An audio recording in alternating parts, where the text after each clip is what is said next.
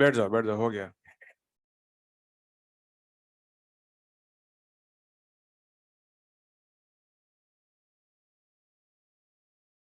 ओ भाई, क्या क्या? रुको रुको, शांति रखो। ये मत कुटो, नीचे आएंगे चचा लेने के लिए।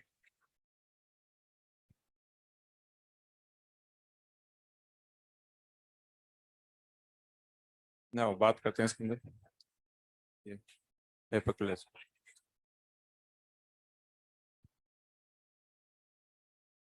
ना बात करते हैं इसके अंदर। 11th का जो टॉपिक है वो है प्यूरिफिकेशन। प्यूरिफिकेशन का यहाँ मतलब एक्चुअली 11th के अंदर तीन स्मॉल स्मॉल टॉपिक्स हैं जिनके बारे में एनसीईआरटी ने जो लिखा है वो थोड़ा सा जो है ऐसा टिपिकल लैंग्वेज में, उसको आसान लैंग्वेज में समझते हैं। सबसे पहले है प्यूरिफिकेशन।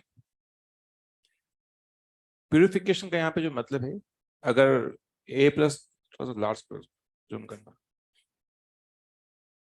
इसको इसको इसको पूरा करिए। प्यूरिफिकेशन की कुछ पांच पांच टेक्निक से ऊपर ऊपर। हाँ, बीच में क्या बोल रहे हो, होना यहाँ पे पांच टेक्निक्स हैं: sublimation, crystallization, distillation, differential extraction और क्रोमेटोग्राफी। ये है प्यूरिफिकेशन में। इनसे हम लोग ए प्लस बी को या किसी दो कंपोनेंट को हम लोग अलग अलग करने की टेक्निक जो है सीखेंगे। सबसे पहले बात करते हैं सब्लिमेशन की। Next, sublimation. देखिए ऐसा है, ए प्लस बी, इनमें से कोई भी कंपोनेंट अगर सब्लिमेट हो सकता है। आप सब्लिमेट तो जानते होंगे, सब्लिमेट होता क्या है कि किसी भी कोई भी सॉलिड है, सॉलिड को सीधा हम लोग जो है अगर गैस में चेंज करते हैं तो वो होता है सब्लिमेशन। अपने घरों में जो होता है कपूर होता है, इसको हम बोलते हैं कैम्फर बोलते हैं। तो उसको हीट करने पर वो सीधा सॉलिड से लिक्विड, सॉलिड से सीधा गैस बनाता है, उसको बोलते हैं सब्लिमेशन।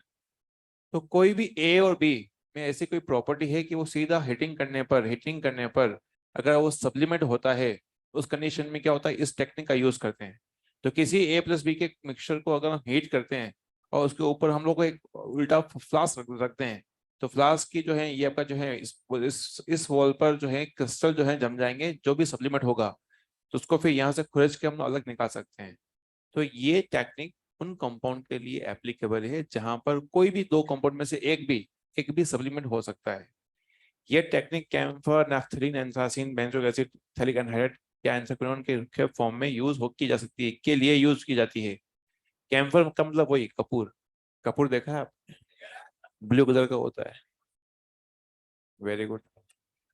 ना बात करते हैं, ना बात करते हैं कौन से कपूर की बात कर रहे हो तुम? शक्ति कपूर की बात कर रहे हो? अद्भुत।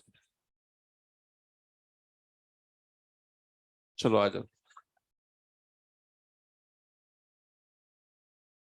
भाई तुम्हारे फेफड़े खराब हो रहे हैं, तुम ऐसी वैसी चीजें मत देखा करो, तुम यहाँ पे रहा करो। कुछ लगता है शुरू है, इसमें क्या चिल्ला रहे हो, सुन तो लो। क्रिस्टलाइजेशन। क्रिस्टलाइजेशन उन कंपाउंड के लिए होता है, जैसे कैसे मान लीजिए घरों में जो चाशनी होती है, अपन जो किसी मिठाई की ना, चाहे गुलाब जामुन की बात करें, तो चाशनी होती है, चाशनी को अगर ठंडा करेंगे तो क्रिस्टल बन जाते हैं, उसके सरफेस पर क्रिस्टल बन जाते हैं। वैसे ही क्रिस्टलाइजेशन में प्रोसेस है। ए प्लस बी को अगर आप, अगर यहाँ पर उसको हिट करते हैं, हीट करेंगे तो उस कंडीशन के अंदर क्या हुआ, ये दोनों हो जाएंगे लिक्विड फॉर्म में, हो जाएंगे दोनों ए प्लस बी। जब ये लिक्विड हो जाएंगे, उसको आप क्या करते हो, उसको फिर आप ठंडा करते हो। तो जो भी कंपोनेंट जो लेस सोल्यूबल होगा, ए और बी में से मान लेते हैं बी वाला जो है लेस सोल्यूबल है, तो इसके क्रिस्टल पहले बन जाते हैं, तो बी के क्रिस्टल बन जाएंगे जल्दी से ठंडा करने पर। इसका मतलब ये हुआ कि ये क्रिस्टलाइजेशन जो प्रोसेस डिपेंड करता है डिफरेंशियल सोल्युबिलिटी। डिफरेंशियल सोल्युबिलिटी का मतलब होता है कि बाई चांस अगर दो कंपोनेंट हैं या पांच कंपोनेंट हैं तो पांचों की सोल्युबिलिटी में अलग अलग डिफरेंस होना चाहिए। तो जब भी कोई पांच कंपोनेंट है उनमें से जो भी लेस सोल्यूबल होगा उसके क्रिस्टल पहले बनेंगे। तो क्रिस्टलाइजेशन जो है उन जगह यूज किया जाता है जहां पर सोल्युबिलिटी में फर्क होता है। सब्लिमेशन वहां यूज किया जाता है जहां में कोई भी एक कंपोनेंट सब्लिमेट करता करता हो। क्या आपको ये समझ में आया? नाउ इसके बाद जो स्टार्ट होता है वो है डिस्टिलेशन। नाउ डिस्टिलेशन जो है इसको आप लोग देखते हैं।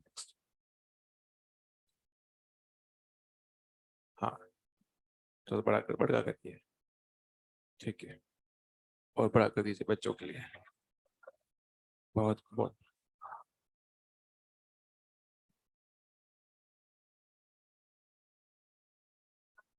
चलिए ठीक है, इसका नाम है डिस्टिलेशन। इस प्रोसेस का नाम है डिस्टिलेशन। डिस्टिलेशन में हम चीजों को गर्म करते हैं। डिस्टिल करना मतलब हाई टेम्परेचर पे गर्म करना। अब ये है क्या? ये एक राउंड बॉटम गोलाकार एक फ्लास्क है, राउंड बॉटम फ्लास्क बोलते हैं इसको। इसमें ए और बी को हमें अलग करना है। अब इसमें शर्त ये है कि ए और बी का बॉइलिंग पॉइंट बहुत में उसके अंदर डिफरेंस ज्यादा होना चाहिए। ए और बी के बॉइलिंग पॉइंट में डिफरेंस ज्यादा होना चाहिए। फॉर एग्जाम्पल, अगर मैं कहता हूँ बॉइलिंग पॉइंट इसका है, लेट से मैंने कहा इसका है 50 डिग्री सेल्सियस, ठीक है, और इसका है लेट से मैंने कहा 150 डिग्री सेल्सियस, ठीक है, दोनों के बॉइलिंग पॉइंट में डिफरेंस है। इसका 50 है, इसका 150 है, काफी लार्ज डिफरेंस है। जब आप इसको गर्म करते हैं, तो जब गर्म करेंगे तो किसकी वेपर पहले बनेगी? जिसका बॉइलिंग पॉइंट कम है उसकी वेपर जल्दी बनेगी। थर्मामीटर से ही मैं मेजरमेंट करता रहूंगा, मुझे पहले बॉइलिंग पॉइंट पता है और उनमें डिफरेंस ज्यादा होंगे तो मैं इस टेक्निक का सहारा लूंगा।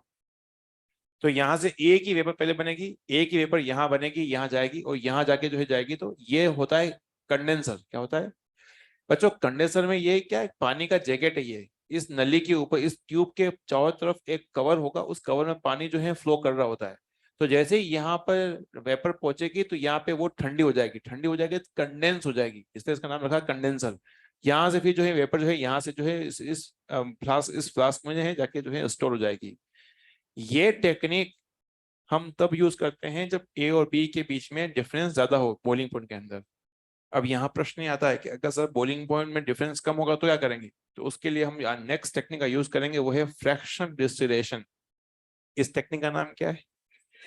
डिस्टिलेशन। यहाँ पे कंडेंसर का काम क्या है? ठंडा करने के लिए, ताकि वेपर ठंडी हो जाए यहाँ पर। क्या आपको ये बात क्लियर हो रही है ना? तो ये टेक्निक है, मतलब जो एनसीईआरटी में लिखा गया है वो उसने लैंग्वेज को अलग तरीके से यूज किया, अपन बस नॉर्मल तरीके से समझ रहे हैं। और कलरफुल डायग्राम दिख भी रहा होगा आपको। नेक्स्ट लिखते हैं, इसका नाम है, रुको बस, इसका नाम है फ्रैक्शनल डिस्टिलेशन। मतलब ऐसा डिस्टिलेशन जिसमें फ्रैक्शनल हो। अभी फ्रैक्शनल क्या है देखते हैं। यहाँ पे फ्लास्क है, यहाँ पे कंडेंसर है, यहाँ पे अगेन जो है राउंड बॉटम फ्लास्क भी है, यहाँ पर जो है ये कंडेंसर भी है, यहाँ पे ये फ्लास्क भी है। बस अंतर ये कि यहाँ पर एक चीज है, वो देखिए, इसका नाम है फ्रैक्शनिंग कॉलम। बोलिए आप एक बार, फ्रैक्शनिंग कॉलम। ये टेक्निक तब यूज करते हैं जब ए और बी जिनको हमें अलग अलग करना है उसका बॉइलिंग पॉइंट में डिफरेंस बहुत कम हो। फॉर एग्जांपल, लेट से मैंने कहा यहाँ पे 40 डिग्री सेल्सियस है और एक का बॉइलिंग पॉइंट मैंने कहा 50 डिग्री सेल्सियस है। ये बॉइलिंग पॉइंट मैंने लिख दिया यहाँ पर। जब दोनों के अंदर 10 डिग्री सेल्सियस टेम्परेचर का डिफरेंस है, तो जब गर्म करेंगे तो भाई दोनों की बनेगी वेपर, ए और बी दोनों की बनेगी वेपर। इसके ऊपर एक फ्रैक्शनिंग कॉलम लगा रखा होता है। ये कॉलम के अंदर क्या है, एक टेढ़ी मेढ़ी जो है नलियां, जिगजैग ट्यूब्स होती हैं, जिगजैग ट्यूब्स होती हैं। इन ट्यूब्स के सहारे जो है वेपर जो है यहाँ से होके जाती है, वो यहाँ ठंडी होती है और फिर जो है फ्लास्क में जाके जो है स्टोर होती है। आपको ये बताना है कि इस फ्रैक्शनिंग कॉलम का क्या काम होता होगा, उससे क्या फायदा होगा।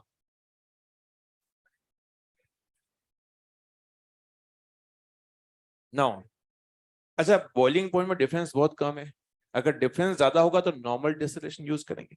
जब बच्चों ए और बी के अंदर बॉइलिंग पॉइंट में डिफरेंस कम है तो हम फ्रैक्शनल डिस्टिलेशन का सहारा लेते हैं।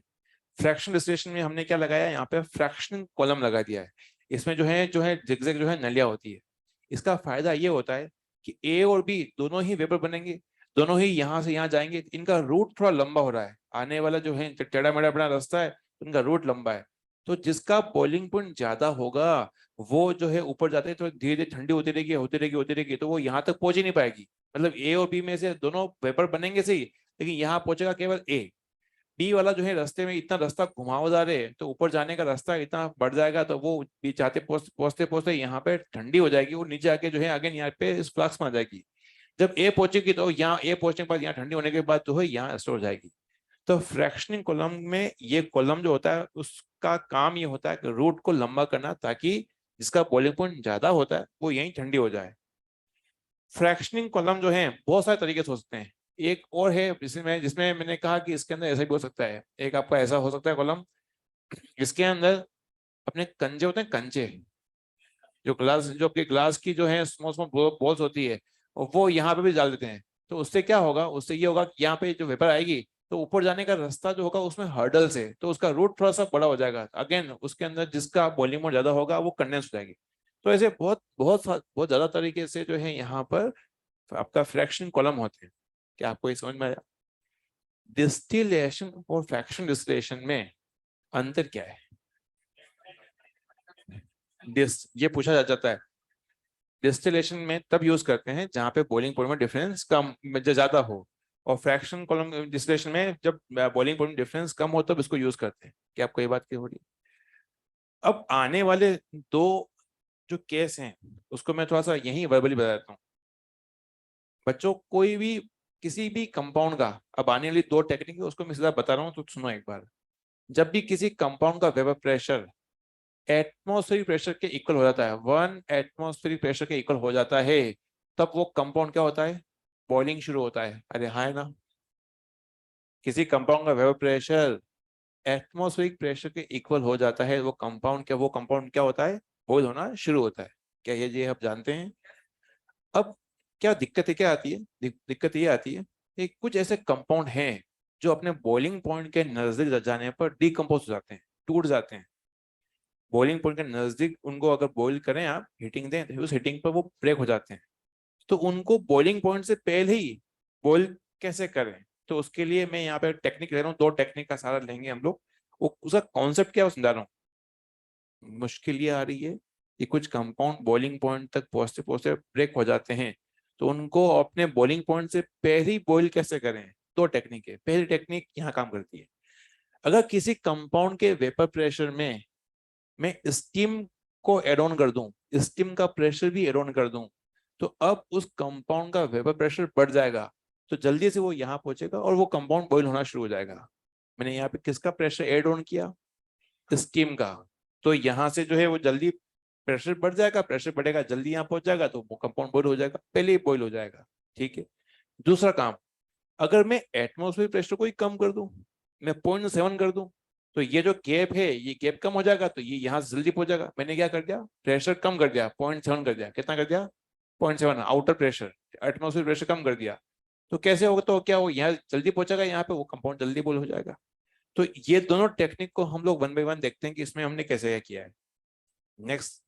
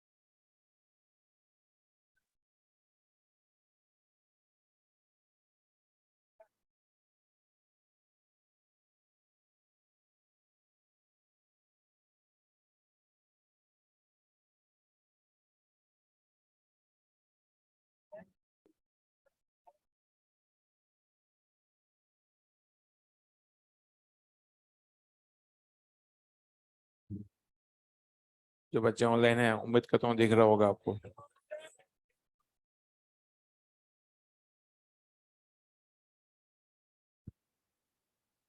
ना देखिए तक,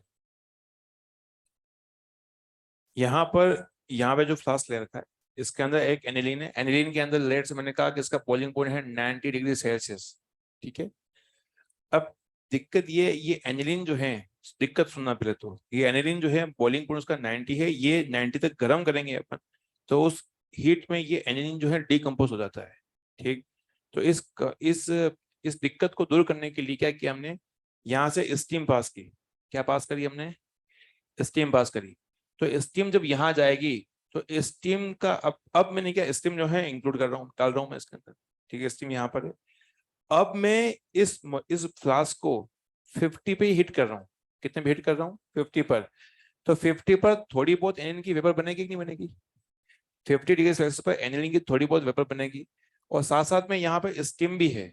तो ये स्टीम और एनिलीन की वेपर दोनों मिलकर जो है 1 एटमॉस्फेयर के इक्वल हो जाएंगे। तो उसके ठीक समय एनिलीन जो है बॉयल होना शुरू हो जाएगी, क्योंकि मैंने यहाँ पर एनिलीन का वेपर प्रेशर बढ़ा दिया। एनिलीन का वेपर प्रेशर मैंने कैसे बढ़ाया, स्टीम को यहाँ पे मैंने इसको स्टीम को इंक्लूड कर दिया। तो इस कंडीशन पे आप राउल्ट्स का लॉ पढ़ते हो, राउल्ट्स का लॉ, कि अगर दो कंपोनेंट का प्रेशर अगर साथ में कर दें तो टोटल वेपर प्रेशर बढ़ जाता है। ये आपने पढ़ रखा है। ए कंपोनेंट और बी कंपोनेंट का प्रेशर को मिक्स कर दें तो जो है ओवरऑल जो होता है वो बढ़ जाता है। हालांकि डिपेंड करता है वो मोल फ्रैक्शन पे। अरे हाँ है ना। तो अब ये हमने स्टीम और एनिलीन दोनों को यहाँ मिक्स कर दिया तो इसका बढ़ गया प्रेशर ज्यादा, और ये प्रेशर ज्यादा हो गया तो ये अब जो है कम टेम्परेचर पे ही 1 एटमॉस्फेयर के नजदीक पहुंच जाएगा और ये एनिलीन जो है बॉयल होना शुरू हो जाएगा। अब इससे फायदा क्या हुआ कि ये एनिलीन जो 90 डिग्री सेल्सियस पर ब्रेक हो रही थी, डीकम्पोज हो रही थी, वो 50 डिग्री पर अब यहाँ पर जो है उबल जाएगी, बॉयल हो जाएगी। अब ये ब्रेक डाउन नहीं होगी। तो फायदा ये रहेगा कि हमारा कम टेम्परेचर पे ये मॉलिक्यूल बॉयल होना शुरू हो जाएगा। इससे फायदा ये रहेगा कि वो उसका डिस्टिलेशन, उसका सेपरेशन आसान हो जाएगा। स्टीम डिस्टिलेशन ये हो गया खत्म। स्टीम डिस्टिलेशन की दो शर्तें हैं। पहली शर्त तो ये कि ये एनिलीन स्टीम के साथ वोलेटाइल होना चाहिए। स्टीम वोलेटाइल पहली शर्त। इसका मतलब ये होता है कि एनिलीन जो है स्टीम के साथ खुद वेपर बनाना चाहिए। कई लोग ऐसे, कई कंपाउंड ऐसे होंगे जो स्टीम के साथ वोलेटाइल नहीं होंगे। मान लो कोई हार्ड चीज रख दी, ऐसा सॉलिड रख दिया, वो बॉयल ही नहीं हो पा रहा है, तो उस कंडीशन के अंदर उसको यूज नहीं कर सकते हैं। स्टीम वोलेटाइल का मतलब हुआ कि स्टीम के साथ वो वोलेटाइल या वेपराइज हो सकती हो। और दूसरा है वो इनसोल्यूबल होना चाहिए इन वाटर। अगर आपने कोई ऐसा कंपाउंड ले लिया जो खुद पानी में सोल्यूबल है, तो पानी और एनिलीन दोनों ही यहाँ से जब यहाँ आएंगे तो अल्टीमेटली आपको यहाँ पे दोनों जो है, अगर सपोज ये पानी में सोल्यूबल होगा तो फिर यहाँ पे इसको आप सेपरेट करके करोगे क्या, उसको आपको अगेन सेपरेट करना पड़ेगा। इसीलिए दो शर्तें हैं कि पानी के साथ वो इंसोल्यूबल हो, नॉन रिएक्टिव हो विद वाटर, और स्टीम वोलेटाइल होना चाहिए। तो ये दोनों प्रॉपर्टी किसी में है तो हम लोग स्टीम डिस्टिलेशन का सहारा ले सकते हैं। नाउ इसके बाद नेक्स्ट आता है वो है डिस्टिलेशन अंडर रिड्यूस प्रेशर। इसको जूम करना है इसको, इसका नाम है, हाँ बस ठीक है। अब मैं आपको एक क्वेश्चन पूछ रहा हूँ, वो ये है कि आपने अगर सुना हो पहाड़ों पर या हिली एरियाज में पानी जल्दी बॉइल हो जाता है, क्यों? क्योंकि वहां पर एटमॉस्फेरिक प्रेशर कम होता है। तो उससे क्या होगा, तो पानी का वेपर प्रेशर जल्दी वहां पहुंच जाएगा, कम हीटिंग पे ही पहुंच जाएगा, पानी जल्दी बॉइल हो जाएगा, हाँ या ना। इसी वजह से वहां खाना लेट पकता है। वो रीजन क्या है कि जितनी हीट चाहिए वो हो ही नहीं पाएगी, पानी जल्दी बॉइल हो जाएगा। इसी कॉन्सेप्ट का सहारा लिया गया है यहाँ पर distillation under reduce pressure.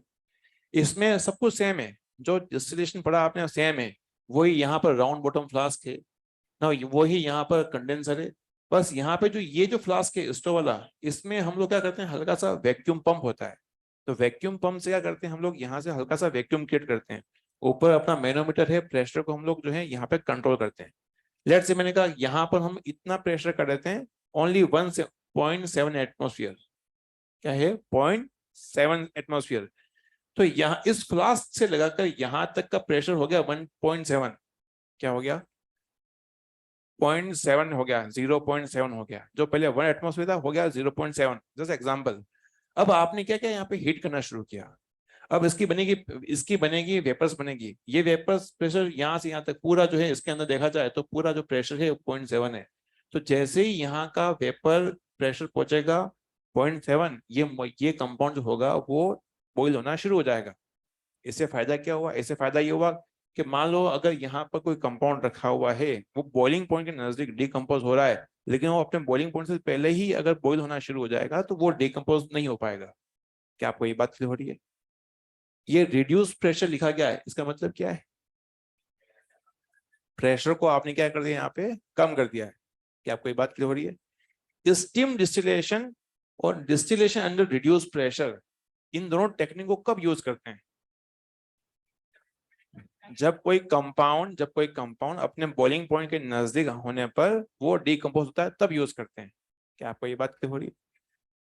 Now अब इसके अंदर जो मैंने बोला वो सब थ्योरी यहाँ पर दे रखी है, मैंने इसको पॉइंट्स को जो है मेन जो है एनसीईआरटी की जो बातें हैं वो मैंने लिख दी है, इसको रीड करना है, बाद में अभी नहीं। नेक्स्ट, इसमें क्वेश्चन जो आ रखा है वो क्या रखा है? नेक्स्ट नेक्स्ट दो सेट के बाद क्वेश्चन है, बस धीरे धीरे। नेक्स्ट नेक्स्ट, इसमें रुक जाओ, बस बस बस, एक क्वेश्चन रीड करो, थोड़ा सा पढ़ा पढ़ करिए।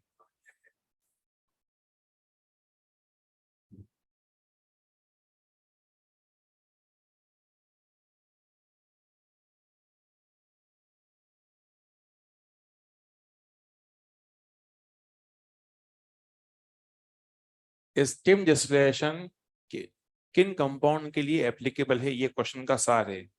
ये दो शर्तें हैं, पहला तो स्टीम वोलेटाइल होना चाहिए। स्टीम वोलेटाइल मतलब ये स्टीम के साथ वो खुद वोलेटाइल होना चाहिए, मतलब वेपर बनने चाहिए।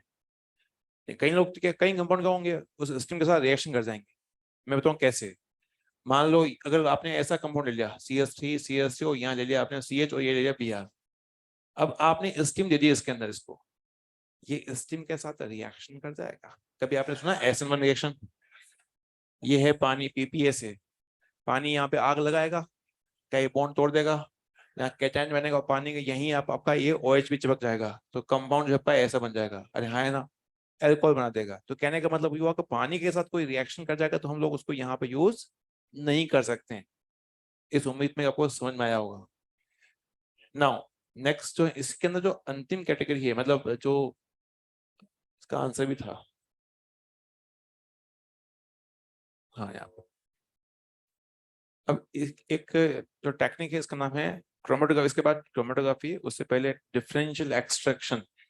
डिफरेंशियल एक्सट्रैक्शन नाम थोड़ा इसका जो है टेढ़ा मेढ़ा है, लेकिन इसका काम बड़ा आसान है। एक फ्लास्क होता है, उस फ्लास्क के अंदर जो है नीचे एक टैप है। अब इसमें कहानी है क्या वो मैं आपको सुनाता हूँ। यहाँ पर अगर लेट से आपने सैंपल लिया है, वाटर प्लस आपने ले रखा है, यहाँ पर वाटर प्लस आपने ले रखा है बेंजीन। क्या ले रखा है आपने? Water plus benzene. वाटर और बेंजीन आपस में सोल्यूबल नहीं होते हैं, और आपको ये टास्क दिया कि इनको अलग अलग करना है। तो आपने क्या किया, ऊपर से भर दिया आपने ऑयल। क्या भर दिया? ऑयल। ऑयल एक ऑर्गेनिक कंपाउंड है और बेंजीन भी ऑर्गेनिक कंपाउंड है। बेंजीन ऑयल में सोल्यूबल है, लाइक डिजोल्व लाइक, जो जैसा होता है वो उसी में सोल्यूबल होता है। ये सुन रखा है आपने? तो ऑयल के फिलअप होने से आपने ऑयल फिलअप कर दिया, ठीक है, और पानी और ऑयल का कोई जो है कोई तालमेल नहीं है, दोनों अलग अलग ही रहेंगे। लेकिन पानी से जो बेंजीन होगा वो ऊपर जाएगा धीरे धीरे, और वो ऑयल में जाके सोल्यूबल हो जाएगा। उससे फायदा क्या रहेगा कि धीरे धीरे करते करते करते क्या है, पानी से जितना आपका बेंजीन था वो जाके उस ऑयल में डिजोल्व हो जाएगा।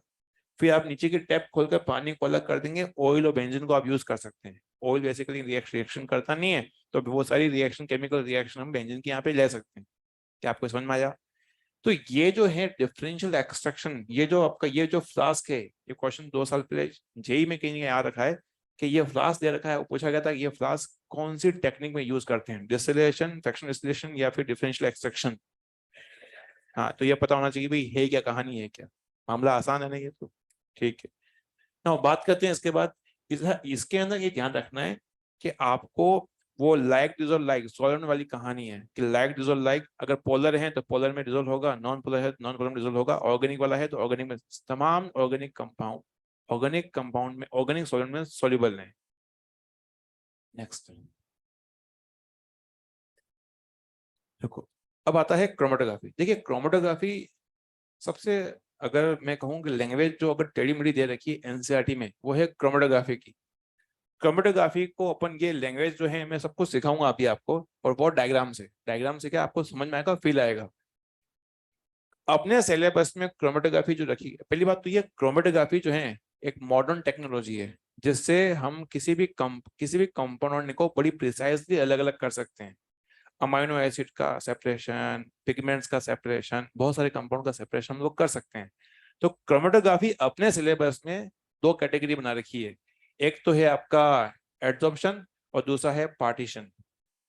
बोलना पड़ेगा आपको, एड्जॉर्प्शन और पार्टीशन। एड्जॉर्प्शन के दो टाइप हैं, एक तो कॉलम और आपका है एक थिन लेयर, एक कॉलम एक थिन लेयर। पार्टीशन का एक ही है, वो उसका नाम है पेपर क्रोमेटोग्राफी। क्या नाम है इसका? पेपर क्रोमेटोग्राफी, पेपर क्रोमेटोग्राफी, ठीक है, अभी हम बात करेंगे इसके अंदर। एड्जॉर्प अपने सिलेबस में दो क्रोमेटोग्राफी की बात की गई है, एड्जॉर्प्शन और पार्टीशन। एड्जॉर्प्शन के दो टाइप हैं, एक तो है कॉलम और एक है थिन लेयर। ये दोनों क्या होती है ये समझते हैं, उसके बाद फिर पार्टीशन की बात करते हैं। नेक्स्ट चलिए, ये जो आपका जो थ्योरी वाला पार्ट है, ये मैं खुद उसे डायग्राम में कवर कर रहा हूँ। नेक्स्ट ना, पहले बात करते हैं कॉलम क्रोमेटोग्राफी। एड्जॉर्प्शन के दो टाइप हैं, कॉलम और थिन लेयर। पहले समझते हैं कॉलम, फिर मैं आपको थिन लेयर समझाऊंगा, फिर मुझे आप बताएंगे दोनों में अंतर क्या था। शुरुआत करते हैं कॉलम क्रोमेटोग्राफी। आपने केमिस्ट्री लेबोरेटरी में पिपेट और ब्यूरेट देखे होंगे, नहीं देखा है आपने कभी? नहीं देखा है तो कोई बात नहीं। एक एक पूरी एक ग्लास की ट्यूब होती है जिसके नीचे टेप लगी होती है ना, लंबी सी ट्यूब आपके होती है। ये होता है ब्यूरेट। ब्यूरेट जो है खाली जो है, इसके अंदर आप सॉल्यूशन फिलअप कर सकते हो, यहाँ पे होती है टैब होती है, ठीक है, बड़ी एक लंबी सी होती है, ठीक है। टाइट्रेशन में काफी यूज करते हैं उसको, टाइट्रेशन का नाम तो सुना होगा बच्चे। तो टाइट्रेशन में सॉरी मेन तो है आपका यही है ना। अब इसमें क्या करते हैं हम लोग, इसमें हम लोग फिलअप करते हैं सिलिका या एल्यूमिना। क्या करते हैं फिलअप? Silica alumina. तो यहाँ से लाकर हमने क्या फिलअप, पहले फिलअप किया सिलिका एल्यूमिना। बच्चों सिलिका या एल्यूमिना एक एड्जॉर्बेंट है। क्या है? एड्जॉर्बेंट है। अपने लाइफ के अंदर बहुत सारे जो है अच्छे एड्जॉर्बेंट है अपने आसपास। एक फॉर एग्जांपल, एक तो है चौक का पाउडर। किसका पाउडर? चौक का पाउडर। इवन दो आप कोई भी चाहे गेहूं का आटा हो जाए या फिर जो है कोई भी आपका जो अन्न है उसका आटा ले लें, तो वो भी आपका जो है एज एड्जॉर्बेंट की काम कर सकता है। एक और सबसे अच्छा है नारियल के जो छिलके होते हैं उनका पाउडर। नारियल समझते हैं आप? तो उसके अंदर उसका जो छिलका होता है उसका पाउडर होता है, वो भी अच्छा एड्जॉर्बेंट है। नो एड्जॉर्बेंट आप पता है आपको सरफेस फिनोमेना होता है, क्या ये बात जानते हैं? अब इस ब्यूरेट में आपने इस कांच की ट्यूब के अंदर आपने एक सिलिका एल्यूमिना का यहाँ पे पाउडर फिलअप कर दिया। बच्चों इस पाउडर के दानों की साइज थोड़ी बड़ी होती है, तो नीचे से वो निकलते नहीं है। तो जब निकलते नहीं है, चाहे इसको ओपन करें या क्लोज करें, तो आपको वो निकलेंगे नहीं। तो ये यहाँ से लगाकर यहाँ तक जो पाउडर है या फिर सिलिका या एल्यूमिना है, वो यहाँ पर कॉन्स्टेंटली पड़ा रहेगा। इसलिए इसको नाम दिया गया है स्टेशनरी फेज। क्या नाम दे रखा है? स्टेशनरी फेज बोलना पड़ेगा आपको। स्टेशनरी फेज का मतलब होता है कि रुका हुआ है, वो अब एक ही जगह रुका हुआ है। क्यों रुका हुआ है यहाँ से? क्योंकि उससे पार्टिकल की साइज जो है थोड़ी बड़ी है, नीचे से निकलेंगे नहीं, ठीक। आपने इसके ऊपर रख दिया, यहाँ पर एक सैंपल रखा हुआ है, ये जो है आपका यहाँ पर रखा है आपने, यहाँ पर एक्स और वाई का सैंपल रखा है, यहाँ पे सैंपल रख दिया, आपको एक्स और वाई को अलग अलग करना है, ठीक। अब आपने क्या किया, इसके ऊपर डाला आपने सॉल्वेंट। क्या डाला आपने? सॉल्वेंट डाला, सॉल्वेंट। ये जो सॉल्वेंट होता है, ये जो सॉल्वेंट है, ये सॉल्वेंट जो है ऊपर से डाल रहे हैं आप, तो ये सॉल्वेंट यहाँ से धीरे धीरे जो है बहता हुआ जो है नीचे आपका आ जाएगा। सिंस ये सॉल्वेंट बहता हुआ ऊपर से नीचे आ रहा है, इसका एक और नाम है मोबाइल फेज। क्या नाम है? मोबाइल फेज या फिर मूविंग फेज। इसका एक नाम है एल्यूएंट। क्या नाम है इसका? एल्यूएंट। अब इसमें खास बात क्या होती है, जब यह सॉल्वेंट ऊपर से जब नीचे आएगा, तो एक्स और वाई को भी अपने साथ नीचे लेके आएगा, बहता हुआ लेके आएगा। अब एक्स अगर यहाँ पर सिलिका के साथ फ्रेंडशिप कर ले या उसके सरफेस पर एड्सॉर्ब हो जाए, तो एक्स यहीं रुक जाएगा और वाई जो होगा वो यहाँ से यहाँ नीचे बहता हुआ आ जाएगा। या फिर हम ऐसा कह सकते हैं कि एक्स और वाई में से जो अच्छा एड्सॉर्ब होगा वो ऊपर रह जाएगा, और वाई जो होगा वो बहता हुआ धीरे धीरे वो नीचे आ जाएगा। तो इस डायग्राम में मैंने बता रखा कि एक्स यहीं रुक गया है, वाई नीचे आ चुका है, वाई नीचे आ चुका है। तो ये काम हम लोगों ने किया है। क्या आपको ये बात समझ में आया? यही आपका एड्सॉर्प्शन क्रोमेटोग्राफी है, यानी यही आपका कॉलम क्रोमेटोग्राफी है। इसमें कितनी फेज थी? क्वेश्चन देखो कहा था, कौन सी फेज थी? स्टेटमेंट आते हैं, कितनी स्टेटमेंट थी? दो फेज थी। एक तो स्टेशनरी जो रुकी हुई थी, एक थी मूविंग, उसका नाम था मोबाइल फेज। अरे हाँ है ना।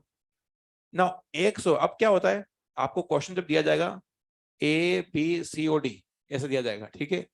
अब मान ले वो कहेगा इसके अंदर फॉर एग्जाम्पल कि यहाँ पर अगर डी जो है सबसे कम एड्सॉर्ब हो रहा है और ए सबसे हाईएस्ट, मतलब ABCD में से अगर मैं क्वेश्चन ऐसा आपका आएगा, मान लीजिए यहाँ पर जो है ये आपका जो है मोर एब्जॉर्ब होगा, मतलब एब्जॉर्प्शन जो है आपका ऐसा लिखा हुआ है कि ए बी सी डी जो है हो रहे हैं, इनकी एब्जॉर्प्शन रेट ये है, कौन सबसे पहले बाहर आएगा?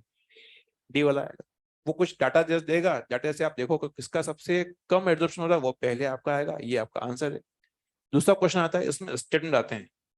यहाँ पे एक शब्द आया है एल्यूएंट, ये आंसर ने मेंशन किया है लेकिन उसको समझाया नहीं उसने, या फिर अलग अलग उसको नाम दे दिया उसने। एल्यूएंट को हम समझते हैं थोड़ा डिटेल में कि एल्यूएंट है क्या यहाँ पर। नेक्स्ट जी, सॉल्वेंट नहीं लेंगे तो नीचे कैसे आएगा? हाँ, एक मिनट, ये आपका यहां से यहां तक है आपका स्टेशनरी फेज, ठीक है। आपने यहाँ सैंपल रख दिया, आपने अपने सैंपल जो रख दिया आपने यहाँ पर रख दिया एक्स प्लस वाई रख दिया, ठीक है। अब ये एक्स प्लस वाई यहाँ रखा हुआ है, तो ये कैसे नीचे आएगा? जब तक मोबाइल फेज नहीं होगा तो नीचे कैसे आएगा? तो मोबाइल फेज का काम होता है कि स्पीडली जो है यहाँ से इसको जो है यहाँ से जो है वो यहाँ से वो बहता वो नीचे आए, और यहाँ पर जो है वाई को नीचे लेके आ जाए। अब सुना कहानी क्या है। एल्यूएंट जो था वो था आपका सॉल्वेंट। क्या था आपका? सॉल्वेंट। सॉल्वेंट सॉल्वेंट का काम क्या है? ऊपर से बहकर नीचे आना। क्या काम है एल्यूएंट का? तो वे नीचे आना। अब ये एल्यूएंट अपने साथ नीचे किसको लेके आ रहा है? एक्स तो मान लो एक्स जो है यहाँ पे एब्जॉर्ब हो चुका है, क्या वाई को लेके आ रहा है? तो यहाँ पर जो है वाई प्लस सॉल्वेंट जो था आपका, इसको एक नाम दिया गया है, वो है आपका है एल्यूएट। क्या नाम दे रखा है? एल्यूएट। ऊपर है एल्यूएंट और नीचे है एल्यूएट। एल्यूएट का मतलब होता है सॉल्वेंट तो है, ये साथ साथ में वाई भी है। क्या आपको ये समझ में आया? तो एल्यूएंट बोलो या फिर मूविंग फेज बोलो या फिर बोलो आपका जो है यहाँ पर बोलेंगे इसके अंदर मोबाइल फेज, तो तीनों का मतलब सेम है। इस मोबाइल फेज का काम होता है कि ऊपर से मैंने तो अभी तो एक्स और वाई रखा हुआ है। अगर 5-6 कंपोनेंट कर दूं तो वो जाहिर सी बात है आपके यहाँ पर एब्जॉर्प्शन में हो सकता है कि बहुत स्पीडी धीरे धीरे हो, जब तक आप सॉल्वेंट यूज नहीं करेंगे तो यहाँ पर सेपरेशन नहीं हो पाएगा। नाउ ये हो गया आपका कॉलम क्रोमेटोग्राफी। नेक्स्ट है उसका नाम है TLC. Now TLC, TLs actually क्या है? ये क्रोमेटोग्राफी आप पढ़ेंगे ना पैराग्राफ में तो आपको हमेशा टफ लगेगा, जबकि डायग्राम से आप देखेंगे तो ये बहुत जल्दी कवर होता है और याद रहता है। बच्चों टीएलसी का नाम होता है थिन लेयर क्रोमेटोग्राफी। मैं अभी यहाँ पे आपको बताता हूँ, उसके बाद फिर मैं दोनों का डिफरेंस पूछूंगा, कॉलम का और यहाँ पर। थिन लेयर क्रोमेटोग्राफी में क्या होता है? एक ग्लास की एक जो है प्लेट होती है। अगर आपने ब्लड डोनेट किया हो तो आपकी जो है ब्लड की एक ड्रॉप जो है ग्लास प्लेट रखता है, इतनी सी प्लेट होती है, तो ग्लास प्लेट होती है इतनी सी। अब इस प्लेट को आपने क्या किया, यहाँ पर आपने इस प्लेट पर कोटिंग करी है सिलिका की। किसकी कोटिंग करी है? सिलिका की कोटिंग कर दी आपने, इसके ऊपर लेप लगा दिया इसके ऊपर, ठीक। और अब सिलिका की कोटिंग हम लोगों ने कर दी है, पतली सी कोटिंग हो चुकी है। अब इसके यहाँ पर आपने यहाँ पर जो है एक सैंपल जो है यहाँ पे सैंपल की लगा दी ड्रॉप। सैंपल में हमने कहा लेट से अपने यहाँ पर अपने एक्स और वाई दोनों लगा दिए, ठीक। आपने ग्लास प्लेट ली, उस पर सिलिका की कोटिंग करी, सैंपल लगा दिया एक्स और वाई। अब इस प्लेट को आप एक बीकर में रखते हो, बीकर में जो है ऑलरेडी नीचे जो है आपका सॉल्वेंट रखा हुआ है। क्या रखा हुआ है? सॉल्वेंट। अब आप रखेंगे और फिर आप दूर से ध्यान से देखोगे कि हो क्या रहा है। यहाँ पर धीरे धीरे करते करते ये सॉल्वेंट जो होता है कैपिलरी एक्शन की वजह से धीरे धीरे जाएगा ऊपर की तरफ, जाएगा ऊपर की तरफ जाकर चढ़ेगा इसके अंदर। तो जब ये ऊपर की तरफ मूव अप करेगा तो उस कंडीशन में यहाँ पर वो सैंपल के साथ इंटरेक्शन करते हुए जो है ऊपर की तरफ जाएगा, मतलब उसके साथ में उसको भी जो है ऊपर की तरफ लेके जाएगा। अब सैंपल में एक्स और वाई हैं, मान लेते हैं हम लोग कि एक्स सिलिका के पार्टिकल्स पर एब्जॉर्ब हो जाता है, तो एक्स नीचे रह जाएगा, वाई धीरे धीरे ऊपर जाएगा। एक्स नीचे क्यों रह गया, वाई ऊपर कैसे चला गया? एक्स जो है वो एब्जॉर्ब हो गया, तो उसके सरफेस पर एब्जॉर्ब हो गया, फ्रेंडशिप कर लेगा सिलिका के साथ में, और वाई जो होगा वो सोलन के साथ ऊपर की तरफ जाएगा। क्या यहाँ तक बात भी हो रही है? यही यहाँ पे लिखा हुआ है हमने कंपोनेंट के फॉर्म। अब ये हो गया आपका थिन लेयर क्रोमेटोग्राफी हो गई। मुझे बताओ कॉलम और एब्जॉर्प्शन, कॉलम क्रोमेटोग्राफी और टीएलसी में अंतर क्या है? दोनों में ही एब्जॉर्प्शन हुआ है, अंतर क्या है? हाँ बिल्कुल, जो आप समझे वही है। उसमें सॉल्वेंट ऊपर से नीचे आया था, यहाँ पे सॉल्वेंट नीचे से ऊपर की तरफ गया है, बस यही अंतर है। बाकी है पूरा सारा गेम वही है कि एडजॉर्प्शन हो रहा है दोनों के अंदर, और जो एडजॉर्प्शन ज्यादा कर रहा है वो नीचे रह जाएगा, और जो आपका जो भी एडजॉर्प्शन होगा जिसका ज्यादा होगा वो उसी में रह जाएगा। वाई जो है यहाँ पे मूव अप कर जाएगा, उसके अंदर वाई जो है मूव डाउन कर रहा है। अब यहाँ पर एक टर्म है, उस टर्म का नाम है आर एफ वैल्यू। अब आर एफ वैल्यू का जिक्र, अच्छा एक मिनट, ये जो मैं चल रहा हूँ इसके अलावा कुछ दे नहीं रखा है, आंसर ने घुमा फिरा के लिखा है उसको। इसमें एक भी ऐसी चीज नहीं जो थ्योरी में है वो मैं आपको नहीं बता रहा हूँ। मैं सारी सारी कहानी यही है कि इसके अंदर क्वेश्चन क्या आता है, स्टेटमेंट आपका आता है कि यहाँ मैक मार्क कर देगा कि ये इस प्लेट पर जो है यहाँ पे क्या लगा हुआ है, एडजॉर्प्शन यहाँ पर है, ये एडजॉर्पेंट यहाँ पर है, ये आपका सैंपल है, और ये आपका सॉरी ये आपका सॉल्वेंट है, ये आपका सैंपल है। उसमें अगर दो पार्टिकल हैं, आपको हो सकता है कुछ कलर देते हैं, यहाँ पर कलर देते हैं, यहाँ पर लेट से मैंने कहा आपका इसके अंदर यहाँ पर एक प्लेट दे दे, उसके अंदर उसमें रेड है, ब्लू है, येलो है और आपका ग्रीन है, और वो कुछ वहां पूछेगा कि किसका एडजॉर्प्शन ज्यादा हुआ है, जो नीचे रह गया है वो जिसका एडजॉर्प्शन ज्यादा होगा। अरे हाँ या ना। तो ये है, ये कॉन्सेप्ट है इसके अंदर कि सीएलसी में है क्वेश्चन कैसे आपके आते हैं। अब एक चीज इसमें दे रखी है, आर एफ वैल्यू की बात कर रखी है। अरे आर एफ वैल्यू है क्या, तो एक इंसिडेंट उसका दिया फॉर्मूला, और फॉर्मूला समझ में नहीं आता कि है क्या, हम उसका एक एग्जांपल लेके कर रहे हैं। नेक्स्ट।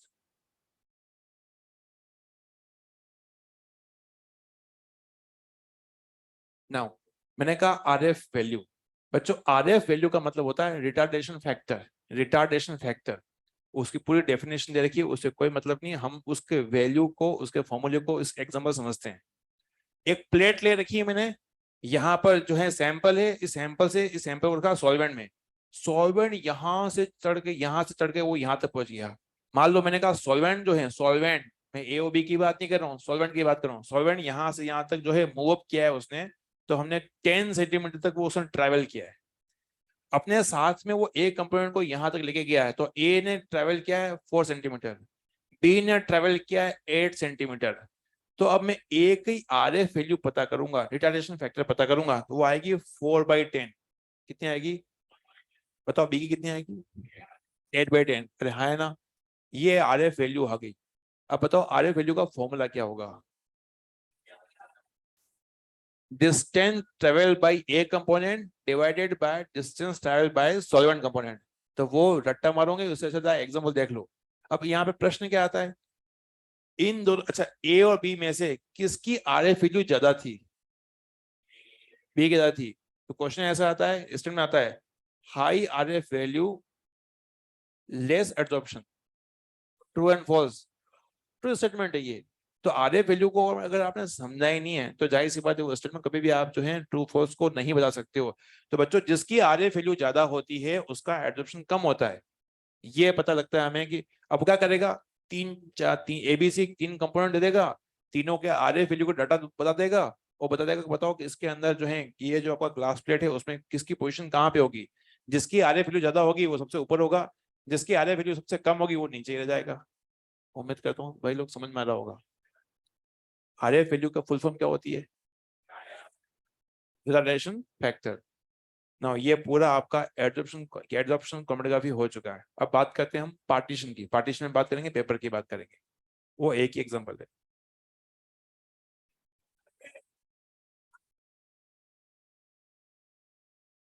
आप परेशान हो रहे हो, हमें वो डिस्टर्ब कर रहे हैं ना, हम यहाँ पढ़ने के मूड में बैठे हुए, बाहर वाले लोग हमें परेशान कर रहे हैं।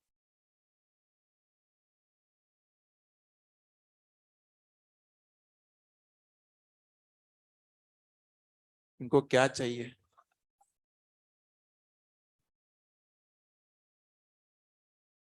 क्या इनको जो चाहिए वो हम दे सकते हैं इनको?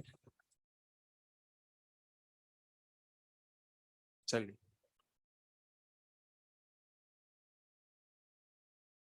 चलिए वो जा चुके हैं,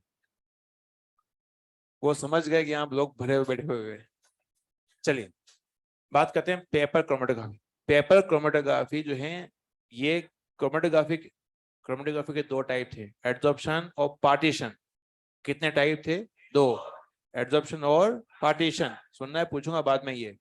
पार्टीशन एड्जॉर्प्शन हम कर चुके हैं, एड्जॉर्प्शन के दो ही उसमें सब टाइप थे, वो है आपका कॉलम और टीएलसी। टीएलसी का फुल फॉर्म क्या था? Thin layer chromatography. Thin layer क्यों बोला हमने? क्योंकि उसमें प्लेट पर पतली सी परत लगाते, कोटिंग करते हैं हम लोग, अब क्या, सिलिका की। अब बात करते हैं पेपर क्रोमेटोग्राफी। ये है पार्टीशन। मैं इसको पूरा बताता हूँ, ध्यान से सुनो बच्चों। ये अभी आपने जो सीखा टीएलसी, ये हूबहू ऑलमोस्ट सेम है, लेकिन कॉन्सेप्ट थोड़ा अलग है। अब सेम कैसे? कि इसमें हम लोग, वहां पे हमने लिया था एक ग्लास प्लेट ली थी, यहाँ पे हम लोग लेते हैं एक पेपर, लेते हैं एक पेपर होता है। ये पेपर जो होता है सेलुलोज पेपर होता है, सेलुलोज का पेपर होता है, या फिर इसका एक और नाम होता है क्रोमेटोग्राफ पेपर। क्या नाम होता है? Chromatograph paper. ये नॉर्मल पेपर नहीं है, एक स्पेशल पेपर है। इसमें थोड़े से पोर होते हैं। उस पोर में क्या होता है? पानी होता है। क्या होता है? पानी होता है। पानी जो होता है इसमें जो है, इन पोर्स में जो है पहले से ही रहता है। तो ये खास किस्म के एक पेपर होते हैं, इसमें स्मॉल स्मॉल पोर होते हैं और उसमें पानी रहता है। अब होता क्या है कि आप इसके अंदर, इसके यहाँ पर एक साइड के अंदर, यहाँ पर एक जो है सैंपल, तो ये सैंपल में आपने क्या किया, अगेन यहाँ पर एक्स और वाई रख दिया, एक्स और वाई यहाँ पे रख दिया, ठीक है। एक क्रोमेटोग्राफ पेपर है, इट इज पेपर या सेलुलोज पेपर है। इसमें ऑलरेडी जो है कुछ पोर होते हैं, उसमें पानी ऑलरेडी होता है। अब ये इस पेपर के पे आपने एक सैंपल की ड्रॉप लगा दी और एक्स और वाई उसमें है। अब इसी को आप डालते हैं एक बीकर में। बीकर में जो है सॉल्वेंट रखा हुआ है। कैपिलरी रिएक्शन के थ्रू जो है सॉल्वेंट जो होता है वो यहाँ से जो है ट्रेवल करेगा। जब ये सॉल्वेंट ट्रेवल करेगा तो ये सॉल्वेंट एक्स और वाई को ये कहेगा कि तुम में से जो भी पानी के साथ फ्रेंडशिप करेगा वो पेपर में रह जाएंगे, जो इस पानी के साथ फ्रेंडशिप नहीं करेंगे वो सब जो है सॉल्वेंट के साथ जो है ऊपर की तरफ जो है मूव अप करेंगे। सॉल्वेंट क्या बोल रहा है यहाँ पर? क्योंकि इस पेपर में पानी है, पानी में जो एच बॉन्डिंग बनाएंगे वो, मान लो एक्स जो है वो यहाँ पे पानी के साथ एच बॉन्डिंग बना रहा है, तो एक्स तो नीचे रह जाएगा, वाई जो होगा सॉल्वेंट के साथ मूव अप करेगा। अरे हाँ है ना? तो वो चॉइस दे रहा है।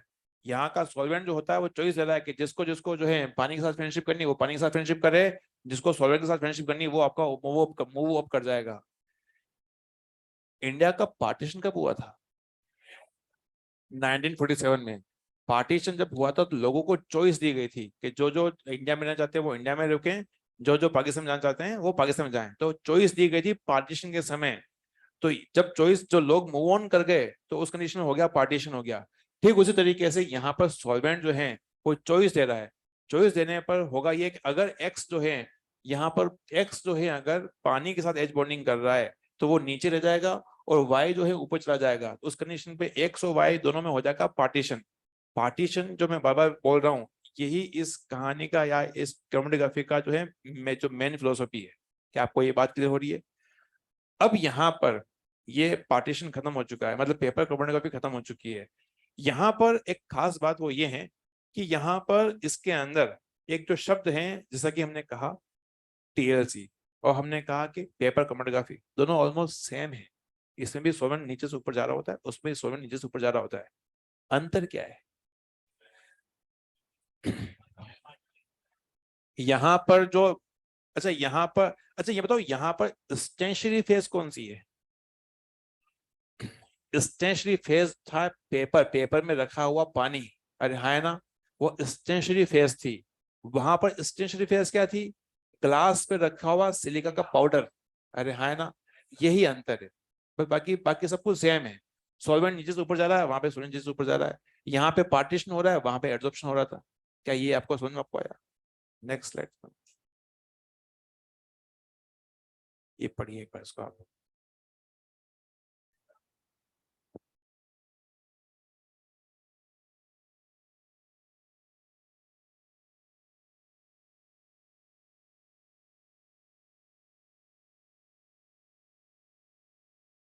क्या आपको ये समझ में आ रहा है?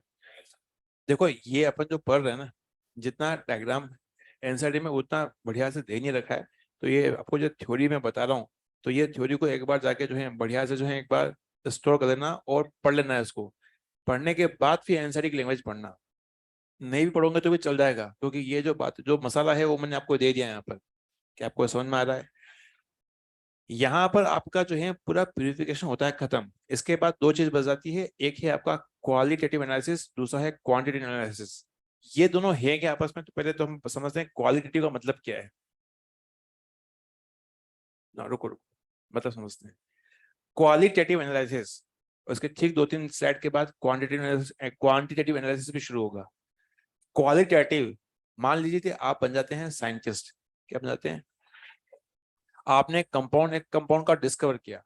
अब उस कंपाउंड में नाइट्रोजन है या नहीं, सल्फर है या नहीं, हेलोजन है या नहीं, मतलब किसी कोई एलिमेंट है या नहीं, उसकी प्रेजेंस को आप पता लगाते हो, तो उसको बोलते हैं क्वालिटी चेक कर रहे हो। आप क्या चेक कर रहे हो?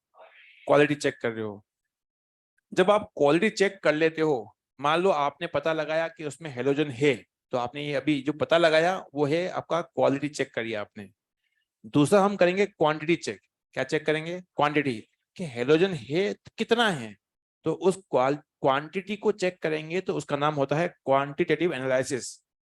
क्वालिटेटिव और क्वांटिटी का बीच में फर्क समझ आ रहा है? ठीक है। अब क्वालिटेटिव एनालिसिस करते कैसे हैं, तो उसका जो है बता रहा हूं कि यहाँ कैसे करते हैं नेक्स्ट में। नाउ यहाँ पर हम चेक कैसे करते हैं? हम बनाते हैं सोडा एक्सट्रैक्ट, या इसका नाम होता है लेसाने सॉल्यूशन। क्या नाम होता है? लेसाने सॉल्यूशन। यहाँ पर लेसाने सॉल्यूशन और सोडा एक्सट्रैक्ट है क्या? देखो दिक्कत क्या आती है, मान लेते हैं आपने यहाँ पर लिखा CH3 CH2 Cl, ठीक।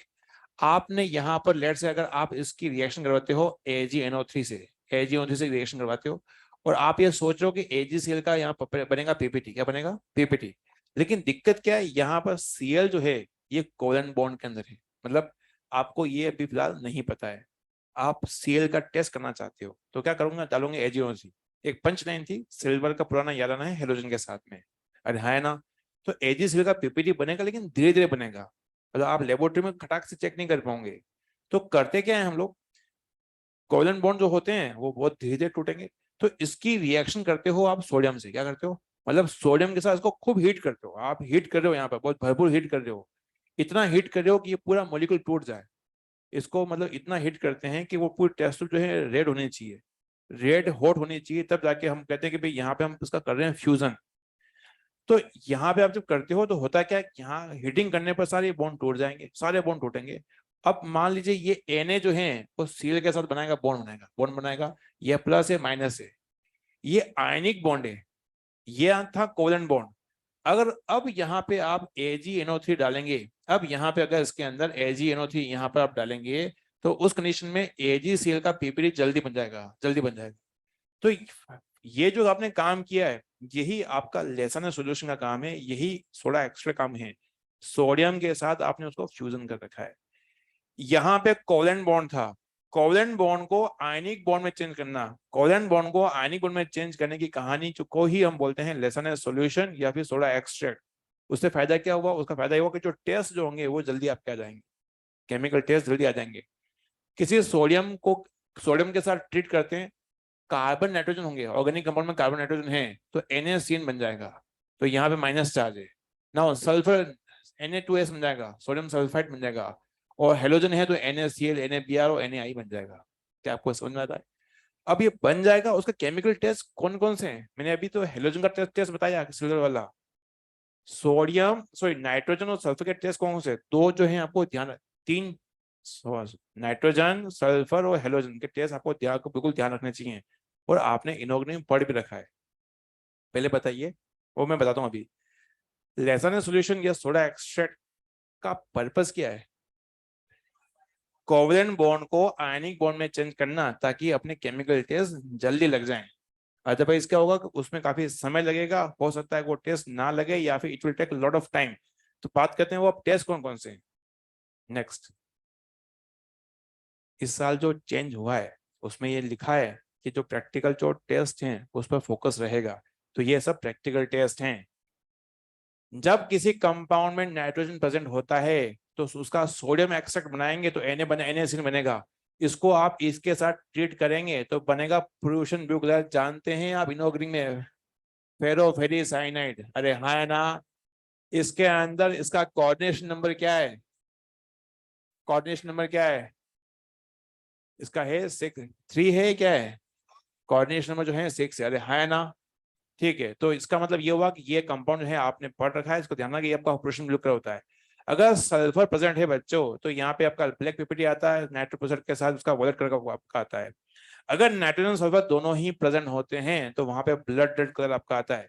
अब क्वेश्चन कैसे, हेलोजन का तो मैं बता ही चुका हूँ आपको, ये एक्स का जो है बनेगा पीपीटी। बच्चों ऐसा है, इन चारों पे क्वेश्चन जो है बने हुए हैं। ये कई बार क्वेश्चन शायद लास्ट या लास्ट लास्ट क्वेश्चन आ रखा है कि सोडा एक्सट्रैक्ट, हाँ नीट के अंदर ही तो कह रहा हूँ। तो कौन सी यूपीएससी दे रहा है अभी?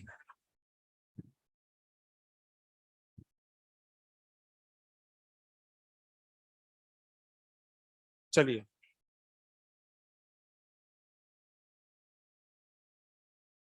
चलिए, अगर सोडा एक्सट्रैक्ट लेते हैं, क्वेश्चन ऐसा आता है, when soda extract is tested in laboratory and blood red colour is appear, which elements present in the organic sample? Nitrogen and sulphur. समझ में आपको आ रहा है? या फिर वो पूछ लेगा कि अगर सोडा एक्सट्रैक्ट में अगर किसी ऑर्गेनिक कंपाउंड में अगर सल्फर प्रेजेंट होता है तो उसके केमिकल टेस्ट में कौन कौन सा कलर आता है? मान लो आता है सोडियम नाइट्रोक्साइड दे रहा है वो, तो मेरा नाइट्रोक्साइड दे रहा है तो कलर क्या आएगा? वोलेट कलर का था। ये केमिकल सब ये सब दे रखे हैं उसके अंदर, तो ये केमिकल कंपोजिशन और उनके ऑब्जर्वेशन याद करने, क्योंकि इस बार ये काफी हिट, अच्छा हिट क्वेश्चन हो सकता है।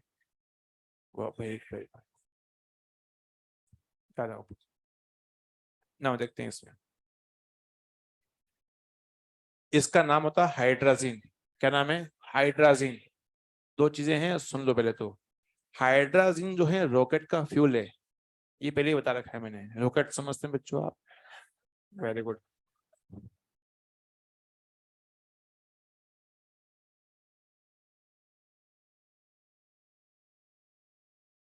बस बजाओ मत, नीचे क्लास चलती क्यों जो है, फिर नीचे से रॉकेट ऊपर ही आ जाएंगे।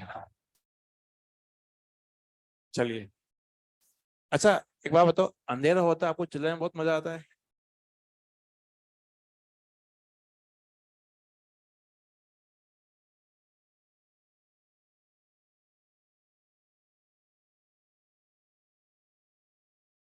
चलिए,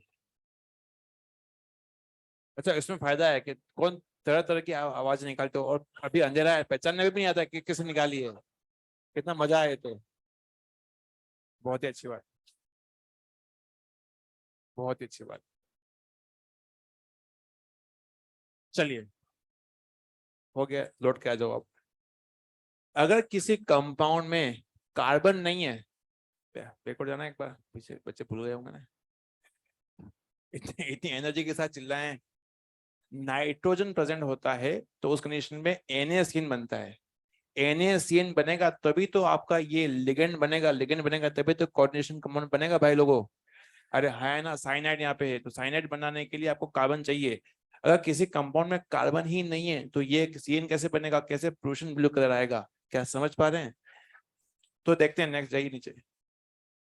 अब यहाँ पर इसके अंदर, यहाँ पर जो है, बस हो गया भाई, ये हाइड्रोजन है, यहाँ कार्बन नहीं है, तो भले ही इस कंपाउंड में नाइट्रोजन है, कभी भी ये नाइट्रोजन वाला टेस्ट नहीं दे पाएगा। क्यों नहीं दे पाएगा? साइनाइड कैसे बनेगा? साइनाइड नहीं बनेगा तो वहां पे प्रूशन ब्लू कैसे आएगा? क्या ये समझ पा रहे हैं? अच्छा, दूसरी बात, डायजोनम सोल्ट। क्या कभी हमने डायजोनम सोल्ट पढ़ा है? इसका नाम था BDC। BDC का फुल फॉर्म क्या होता है? Benzene diazonium chloride. ऐसा लगता है कि हमने बहुत दिन पहले पढ़ा था, ऐसा लगता है। अच्छा ठीक है। इसमें जब इसको हम गर्म करते हैं तो यहाँ से एक अच्छा लिविंग ग्रुप है, वो कौन है पता है? वो है N2 गैस। कौन सी है? N2 gas. N2 गैस निकल जा रही है। ये देखते हैं कितने लोगों को याद है कि BDC कौन से टेम्परेचर पर स्टेबल होता है? 0 से 5 डिग्री सेल्सियस पर स्टेबल होता है। अरे है ना। लेकिन जब हम लोग उसको सोडियम के साथ जब हीट करेंगे तो जाहिर सी बात टेम्परेचर बढ़ेगा, तो N2 गैस यहाँ से फुर हो जाएगी। क्या हो जाएगी? फुर। तो इसीलिए ये कंपाउंड और हाइड्रोजन कभी भी जो है नाइट्रोजन के टेस्ट नहीं देंगे। ये हालांकि आंसर में नहीं लिखा है, बताया जा रहा है आपको। कहीं यहाँ तक बात की हो रही है?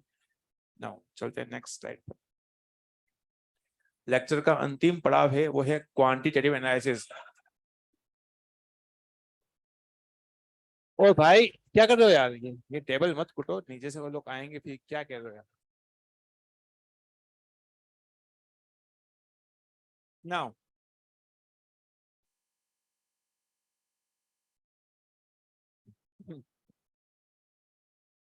भाई,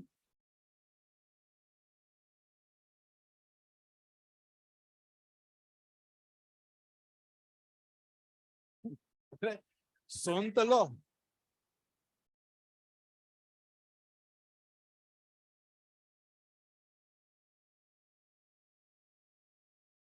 नीचे नीचे नीचे से आवाज आ रही है ना? हाँ देखो ये सर, चिल्लाने में कोई दिक्कत नहीं है, हम कंट्रोल कर सह लेंगे। तुम माँ बाप ने क्या खा पी के तुम्हें पैदा किया है भाई, तुम कैसे चिल्ला रहे हो यार? कल पेपर है, तुम आए हो पढ़ने के लिए और चिल्ला रहे हो तुम यहाँ पे? जंगल में हो क्या? ना, देखते हैं इधर। अब बात करते हैं क्वांटिटेटिव एनालिसिस के साथ, बात कर रहे हैं हम लोग। यहाँ पर क्वांटिटी की पे बात करेंगे। हमने पता लगा लिया कि हेलोजन कितना है, हमने पता लगा दिया कि नाइट्रोजन है यहाँ पर। नाइट्रोजन मान लीजिए हमने पता लगा दिया कि यहाँ पे नाइट्रोजन है, प्रोशन ब्लू कलर आ गया। अब ये कितना है तो पता लगाने के लिए हमने यहाँ पर टेक्निक का सहारा लेंगे। दो टेक्निक है, एक तो है जेरडाल मेथड, एक है ड्यूमास मेथड। दोनों को हम कैलकुलेशन करेंगे। क्या थोड़ी बहुत कैलकुलेशन हमको आती है? बस थोड़ी बहुत ही चाहिए, वैसे ज्यादा चाहिए नहीं।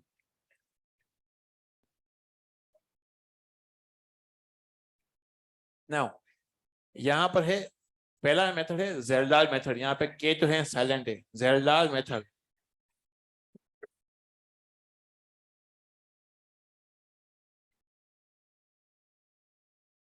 ऊपर चलिए,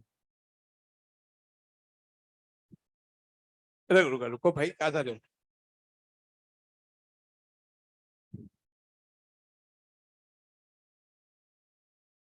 किसी भी ऑर्गेनिक कंपाउंड को, कोई भी कोई हमें पता लगाना है कि नाइट्रोजन कितना है। आप सुनना है आपको, अभी इसलिए सुना है कि ये बेसिकली ये जो है दो चीजें ऐसी हैं, जैसे जिस तरह से क्रोमेटोग्राफी बहुत आसान है, अगर तरीके से अगर समझोगे तो आसान लगेगी। अगर उसी तरीके से जेरडाल मेथड और ड्यूमास मेथड भी आसान है अगर सही तरीके से समझेंगे। बात करते हैं होता क्या है, किसी भी ऑर्गेनिक कंपाउंड में हमें पता चल चुका है कि नाइट्रोजन है। नाइट्रोजन के लिए जो आपने सोडा एक्सट्रैक्ट यूज किया था केमिकल टेस्ट में, उसका कलर क्या आया था? प्रोशन ब्लू कलर क्या आया था? यार लोग कहते हैं कि मेरे पास बहुत सी पंच लाइन है, मैं बता रहा हूँ मेरे से ज्यादा तो मेरे बेच में काफी ज्यादा पंच लाइन है। मुझे लगता है कि मेंटर मैं नहीं, तुम मेरे मेंटर होने चाहिए। चलिए, ऑर्गेनिक कंपाउंड सुने आप। और किसी ऑर्गेनिक कंपाउंड में नाइट्रोजन प्रेजेंट है, नाइट्रोजन प्रेजेंट है। अब वो नाइट्रोजन कितना है पता लगाएंगे। तो सबसे पहले हमने उसको ट्रीट करवाया सल्फ्यूरिक एसिड के साथ। सुनना है, शेर से सुनना है। अब हम लोग सीधा चलें क्वेश्चन पे, तो पीछे इधर बात नहीं। नाइट्रोजन वाले ऑर्गेनिक कंपाउंड की रिएक्शन करवाई हमने H2SO4 से, बन गया अमोनियम सल्फेट। अमोनियम सल्फेट के ऑर्गेन जो है मैंने ट्रीट करवाया तो बन गया अमोनिया। क्या बन गया? तो मैं नाइट्रोजन जितना प्रेजेंट है उसको अमोनिया के फॉर्म में बाहर निकाल रहा हूँ। किस फॉर्म में बाहर निकाल रहा हूँ? अमोनिया। अब अमोनिया की बनेगी वेपर, अमोनिया की बनेगी वेपर। मुझे ये नहीं पता है कि अमोनिया कितना है, तो मैं क्या करता हूँ, मैं सहारा लेता हूँ टाइट्रेशन का। किसका लेता हूँ? टाइट्रेशन का। टाइट्रेशन हम करेंगे। इस अमोनिया जितनी इवोपेट होगी, किसी मॉलिक्यूल में अमोनिया बन रही है, उसका हम करेंगे टाइट्रेशन। अमोनिया जो होता है बेस। क्या होता है? बेस। उसकी रिएक्शन करवाएंगे हम लोग एसिड से। इससे करवाएंगे एसिड से। तो टाइट्रेशन कर रहे हैं एसिड बेस से। जितना बेस होगा उतना ही तो एसिड कंज्यूम होगा अपना। अरे हाँ ना, एसिड हम बाहर से डाल रहे हैं, तो जितना बेस होगा उतना ही एसिड के इक्विवेलेंट यहाँ पे यूज होंगे न्यूट्रलाइजेशन के लिए। तो हमें मान लो यहाँ पे 5 इक्विवेलेंट यहाँ पे यूज हो गए H2SO4 के। इक्विवेलेंट की बात कर रहा हूँ, किसी भी टाइट्रेशन में रिएक्शन में इक्विवेलेंट हमेशा सेम होने चाहिए। अगर इसके 5 इक्विवेलेंट यूज हो रहे हैं तो अमोनिया के कितने इक्विवेलेंट यूज होंगे? 5। तो टाइट्रेशन का ये फायदा है। क्या आपको ये बात क्लियर हो रही है? इसको बोलते हैं हम लोग, इस रूल को बोलते हैं लॉ ऑफ इक्विवेलेंस। क्या बोलते हैं? लॉ ऑफ इक्विवेलेंस का मतलब होता है किसी भी एसिड बेस रिएक्शन में जितने बेस के इक्विवेलेंट होंगे उतने ही इक्विवेलेंट एसिड के खर्च होंगे। अरे हाँ ना, ठीक है। अब आगे चलते हैं हम लोग नेक्स्ट स्लाइड के अंदर। मैं आपको पूरा सिखाता हूँ इसके अंदर, मैं पहले सिखाऊंगा उसके बाद क्वेश्चन करेंगे हम लोग। तो थोड़ा जूम करना पड़ेगा, पहली लाइन को लेके आओ यहाँ पर, और बड़ा करिए, और बड़ा। अब देख रहा है आपको, सुने। अब मैं अमोनिया के इक्विवेलेंट पता करूंगा अभी। ये आपको H4 दे रखे हैं, H2SO जितना दे रखा है वो सब यूज होगा न्यूट्रलाइजेशन के लिए। अगर थोड़ा सा एक्स्ट्रा H2SO4 है, फिर वो NOS से हमें पता लगा लेंगे कि भाई कितना एक्स्ट्रा था, एक्स्ट्रा पता लगाएंगे इससे। H2SO4 का न्यूट्रलाइजेशन होगा इससे। ठीक है। अगर 10 मिली इक्विवेलेंट है, 10 मिली इक्विवेलेंट है मान लो जो दिया रखा है, तो NS के कितने इक्विवेलेंट होंगे? क्या 10 ही होंगे? ठीक है। नेक्स्ट दे रखा है 10 ml और कॉमा का 1 n दे रखा है। एस आने वाले हम लोग 5-6 क्वेश्चन करने वाले हैं, वो वर्बली करेंगे। तो पहले आप सुन लो करना क्या है। मान लो क्वेश्चन में दिया गया है H2SO के इतने 10 ml और 1 n, तो कितने इक्विवेलेंट हो गए पहले इसके बताओ। 10 n इंटू वी करते हैं ना अपन, तो इसके होगा 10 इक्विवेलेंट। इसके कितने आएंगे? 10। क्या यहाँ तक किसी को दिक्कत है? नहीं। इसके नीचे थर्ड पट्टी पे जाइए ना, यहाँ पर और था ऊपर। ठीक है, बस बस 10 ml और 1 मोलरिटी है। दुख की बात यह है कि नॉर्मलिटी और मोलरिटी हमें नहीं पता होती है। नॉर्मलिटी जो होती है वो मोलरिटी इंटू एन फैक्टर होती है। अरे हाँ ना, एन फैक्टर या वैलेंसी फैक्टर। तो बच्चों अगर मोलरिटी दे रखी है तो हम लोग इसकी नॉर्मलिटी निकाल सकते हैं। कितना होगा इसका? H2SO कितना होता है? 2। यहाँ पे हो गया 1 इंटू आपका हो गया 2, 2 आपका इसका एन फैक्टर हो गया। अब ये आपका दे रखा है 10 मिली, तो ना कितना आ जाएगा यहाँ पर? 10 मिली इक्विवेलेंट ये बनेंगे H2SO के। तो बच्चों 20 मिली इक्विवेलेंट जो है H2SO हैं, तो NH3 के भी 20 मिली इक्विवेलेंट होंगे। क्या आपको ये बात हो रही है? नाउ फोर्थ लाइन में सुनो, आपने टोटल लिया सुनते ना, टोटल लिया आपने H2SO 50। कितना लिया? 50। 50 इंटू कितने हो जाएंगे? 50 इक्विवेलेंट। अरे हाँ है ना, तो ये हो जाएंगे 50 मिली इक्विवेलेंट। और आपका आपने NOH भी दे रखा था। NOH जो ले रखा था वो आपका था 20। क्या था? 20 इंटू 1 कितना हो जाएगा? 20। तो इसके 20 के साथ फ्रेंडशिप कर लेंगे। ये NOH जो लास्ट में लिखा है NOH, क्या है? NOH। इसके 20 किसके कितने के साथ फ्रेंडशिप करेंगे? 20 के साथ। तो यहाँ कितने बच गए? ये 30 जो होंगे वो यहाँ पे यूज होंगे, तो वो आपके 30 इसके 30 यहाँ पे आएंगे, यूज होंगे न्यूट्रलाइजेशन के लिए। तो अमोनिया के जो मिली इक्विवेलेंट होंगे वो कितने होंगे बच्चों? 30। क्या यहाँ तक बात की हुई? अब अभी हम लोग 6-7 क्वेश्चन करने वाले हैं। आप इसकी जो कैलकुलेशन होगी वो हवा में करनी है, फिर देख समझना करना क्या है ना। मैं यहाँ पर जो है पहला क्वेश्चन आपको दे रहा हूँ। चलिए नेक्स्ट पेज पर। एक दो क्वेश्चन तक तो आपको थोड़ा नया लगेगा, उसके बाद सारे क्वेश्चन आप आराम से करेंगे। तो कहाँ जा रहे हो भाई? ऊपर जाना है। अच्छा ठीक है, ठीक है, बस बस ठीक है, रुको। जूम करना है, बच्चों को दिखना है, बस ठीक है ना। जिन मैं अभी इसको मैन्युअली करके बता रहा हूँ, जिन बच्चों को मैन्युअल तरीका समझ नहीं आया तो फॉर्मूला करेंगे, लेकिन अभी मैन्युअली समझेंगे। पहली बात तो हर क्वेश्चन में आपको जेडार मेथड दिया जाएगा। ड्यूमास के अंदर ड्यूमास दिया जाएगा, जेडार में जेडार दिया जाएगा। इसमें आपको एक इन्फॉर्मेशन दी गई है, दे रखा है H2SO4। क्या यहाँ पे NOH दे रखा है? नहीं। आपको H2SO4 दे रखा है। अरे हाँ है ना। इसका वॉल्यूम कितना है? 30।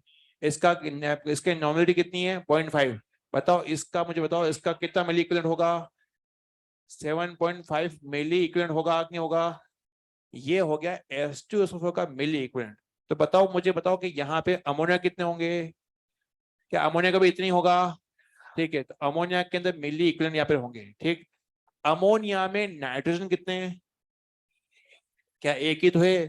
तो जब अमोनिया के इतने मिली इक्विवेलेंट है तो नाइट्रोजन के भी इतने ही मिली इक्विवेलेंट होंगे। अरे हाँ ना।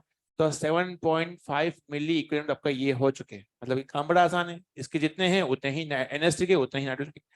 अच्छा, ये मिली इक्विवेलेंट है। अगर मैं मिली शब्दों को हटा दूं, मैं अगर इसको पूरा इक्विवेलेंट कर दूं, तो मुझे इसको 10 की पावर 3 से मल्टीप्लाई करना होगा। अरे हाँ ना। तो 7.5 इंटू 10 की पावर -3 इक्विवेलेंट हो गए। क्या हो गए? इक्विवेलेंट। मिली को हटाया हमने। अरे हाँ या ना? ठीक है बच्चों, ये हो गए इक्विवेलेंट। अगर मुझे नाइट्रोजन का मास पता करना है तो कैसे पता? ये इक्विवेलेंट का मतलब हो गए मोल हो गए। क्या हो गए? ये मोल मोल हो गए। तो मोल दे रखा है, मास पता कर सकते हैं। कैसे पता कर सकते हैं? क्या इसके मोलर मास को हम लोग इसको मोलर मास से इसको मल्टीप्लाई करें?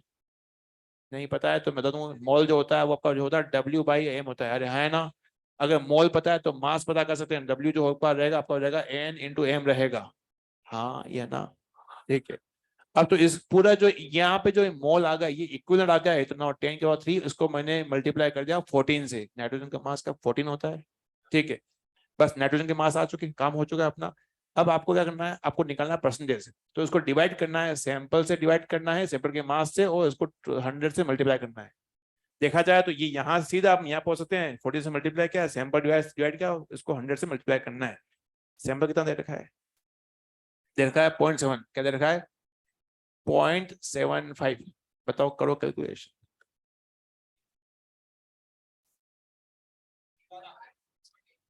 क्या यहाँ पे सब कुछ कर रहा है, आएगा 14%। क्या आएगा 14%? ठीक है। तो पहला क्वेश्चन तो मैंने करके बताया आपको। देखा जाए तो सारा काम आसान था। यहाँ सीधा हम लोग ये हमने पूरा किया, तो सीधा हम शॉर्टकट से पहुंचेंगे यहाँ पर 14 से मल्टीप्लाई करने में उसका मास आपका जाएगा। तो मास अगर आपको आ चुका है तो सिंपल निकालना, परसेंटेज निकालना हमें। ठीक है। एक और क्वेश्चन देते हैं। अच्छा, जिनको नहीं आता फॉर्मूला ध्यान रखो। वैसे तो मैं ख्याल से आप सैंपल अभी मैं इतने क्वेश्चन करेंगे तो आराम से सब क्वेश्चन कर पाएंगे। देखते हैं, चलते हैं नेक्स्ट क्वेश्चन पर। उसको बड़ा करके ये क्वेश्चन तो वही रिपीट हो गया है, 14 आपका आंसर हो गया ना यहाँ पर ना। देखते हैं इधर को, सुनो पहले तो। नेक्स्ट क्वेश्चन में आपको H2O दे रखा है, अरे हाँ है ना। आपको NOH भी दिया है, NOH भी दे रखा है, और आपको H2O भी दे रखा है, अरे हाँ है ना। तो इन दोनों में से सबको सब्ट्रैक्ट करेंगे, जो बच गया वो आपका न्यूट्रलाइजेशन में यूज होगा, अरे हाँ है ना। देखते हैं कैसे। ये 100 है, ये आपका है, ये 0.1 है, तो कितना आ गया ये आपका आ जाएगा, कितना आ गया 10 आ गया, 10 मिली इक्विवेलेंट, अरे हाँ है ना। बच्चों NaOH था, NaOH में 0.1 है, और यहाँ दे रखा है NaOH का वॉल्यूम दे रखा है 30 दे रखा है, क्या दे रखा है 30 इंटू 0.1 कितना हो गया 3, कितना हो गया 3। तो NaOH दे रखा आपका है 3 मिली इक्विवेलेंट, अरे हाँ है ना। बच्चों ये NaOH है, ये आपका HSO4 है। तो इनको इसके 3 मिली इक्विवेलेंट इसके 3 के साथ दोस्ती करेंगे तो ये कितना बच जाएगा, ये बच जाएगा 7, अरे हाँ है ना। 7 मिली इक्विवेलेंट, अरे हाँ है ना। ये 7 मिली इक्विवेलेंट जो खर्च होंगे वो होंगे न्यूट्रलाइजेशन है NST के लिए। NST का मतलब हो गया मान लो N, अरे हाँ है ना, N हो गया आपका ये। तो जितने इक्विवेलेंट होंगे, अब इसका मास पता कर सकते हैं। अच्छा पहले तो इसको मिली को आपको जो है आपको करो इसके अंदर। तो नाइट्रोजन का आपने क्या किया 7 इंटू 10⁻³ अपने क्या इक्विवेलेंट रख किया, अरे हाँ है ना। इसका मास पता कर सकते हैं। मुझे इसके मोल मिल चुके हैं, मैं मास निकाल सकता हूँ। मास निकाल के क्या करेंगे 14 से मल्टीप्लाई करेंगे। अब मुझे इसके अंदर अब मुझे इसका निकालना होगा, इसका निकालना परसेंटेज। परसेंटेज निकालने के लिए सैंपल का मास से डिवाइड कर दिया, वो कर दिया मैंने 100 से मल्टीप्लाई कर दिया। सैंपल कितना दे रखा है यहाँ पे, सैंपल दे रखा है बच्चों यहाँ पे 0.35 ठीक है। करो उसको कैलकुलेशन, क्या आया 28 आ रहा है। दो क्वेश्चन तो मैंने करके बताया। आने वाले जो है क्वेश्चन को एक बार ट्राई करना, मैं सबके आंसर देखूंगा, फिर अभी नहीं, आपको लिखना नहीं है, हवा में करना है उसको।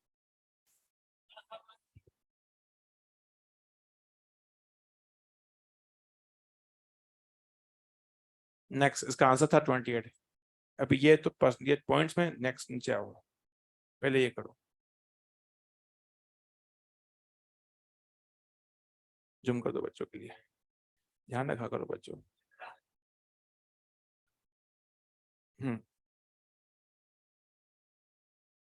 सेंटीमीटर क्यूब मतलब होता है वॉल्यूम, ML है ना।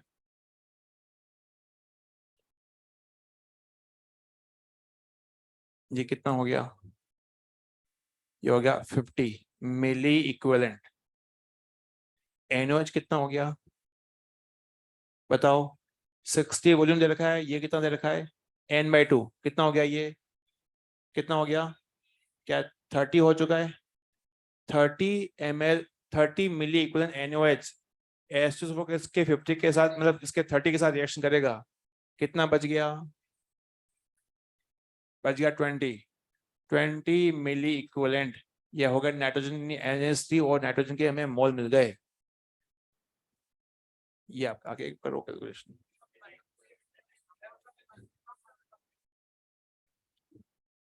अगर कोई एक दो लोग भी बोल रहे हैं 56, तो अपन को भी राख से राख मिला देनी चाहिए, यही कॉन्सेप्ट है। और आंखों में वही तेज होना चाहिए। तो मैंने कर रखी कैलकुलेशन, ये मेरा ही आंसर है, ये बच्चों को आता है नहीं, ये तो मेरा ही आंसर बोल रहा है।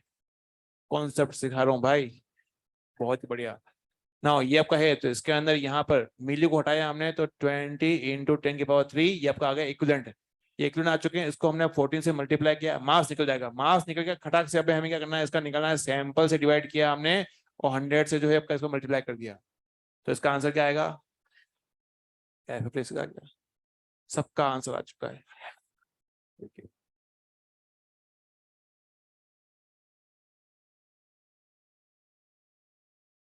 नेक्स्ट नेक्स्ट ना, एक और क्वेश्चन, इसका ऑप्शन नहीं दे रखे हैं यार। जिंदगी में निराशा काफी आ चुकी है, सभी लोग इसका आंसर पता ही, चलो अब।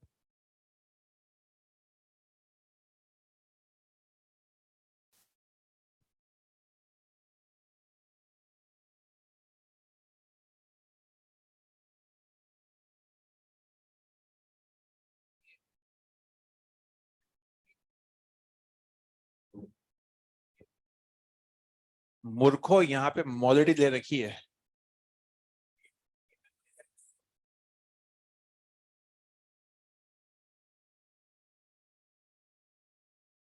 भाई करना है यार,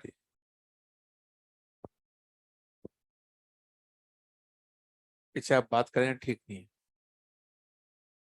पीछे भाई लोगों, अपन ये क्वेश्चन जो है एनसीईआरटी आप देखेंगे तो वो उसमें फॉर्मूले लगा रखे हैं, अपन मॉरल कॉन्सेप्ट सीख रहे हैं और लॉ ऑफ इक्विवेलेंस है, तो आपको ढेर बड़ी बहुत बड़ी कैलकुलेशन की रिक्वायरमेंट नहीं है, अपन वो आराम से कर रहे हैं। इसके अंदर मैं कह रहा हूँ फॉर्मूला भी याद नहीं करना, सिंपल आप लॉ ऑफ इक्विवेलेंस से कर सकते हैं। उसमें आपको फॉर्मूला दे रखा है एनसीईआरटी में, वो याद करके करोगे तो बहुत लंबी कैलकुलेशन होगी, वो खटाक से क्वेश्चन कर रहे हैं। इसके अंदर H2SO4, अच्छा NaOH दिया ही नहीं है, तो सारा का सारा H2SO4 जो है NaOH से यूज होगा ना। और 10 ml और 1 ml, 1 ml उसको क्या नॉर्मल में चेंज कर सकते हैं? अरे हाँ है ना। तो ना ये आपका आएगा, ये आपका आ जाएगा 100 और आपका इंटू आ जाएगा 2। अरे हाँ है ना, कितना हो गया ये 20 मिली इक्विवेलेंट, ठीक है। तो नाइट्रोजन जो है यहाँ पर आपका है वो है 20 इंटू 10⁻³ इक्विवेलेंट हो जाएगा। अरे हाँ है ना। इसको मास हो जाएगा 14 हो जाएगा, और डिवाइड करेंगे इसको सैंपल से। सैंपल यहाँ कितना दे रखा है, कितना दे रखा है बच्चों? 0.5। कितना आ जाएगा? क्या आ जाएगा? 56। तो जो कई लोग 28 बोल रहे थे वो बेसिकली ये उसको काउंट नहीं कर रहे हैं। भाई लोग, क्या है क्वेश्चन बहुत टफ है क्या? नहीं, ये आसान क्वेश्चन है, इसको आप मैं कह रहा हूँ फॉर्मूले भी याद करने की जरूरत नहीं, लॉ ऑफ इक्विवेलेंस पे से आराम से क्वेश्चन कर सकते हैं। एक क्वेश्चन दे रहा हूँ मैं, क्या कर पाएंगे? उसमें ऑप्शन देते हैं, एक सोल्यूशन है इसका। अच्छा ये है, नहीं नहीं नहीं, आगे चलो इसकी बात करते हैं अभी, लौट के आते हैं इसके ऊपर, रुको। हाँ ये है,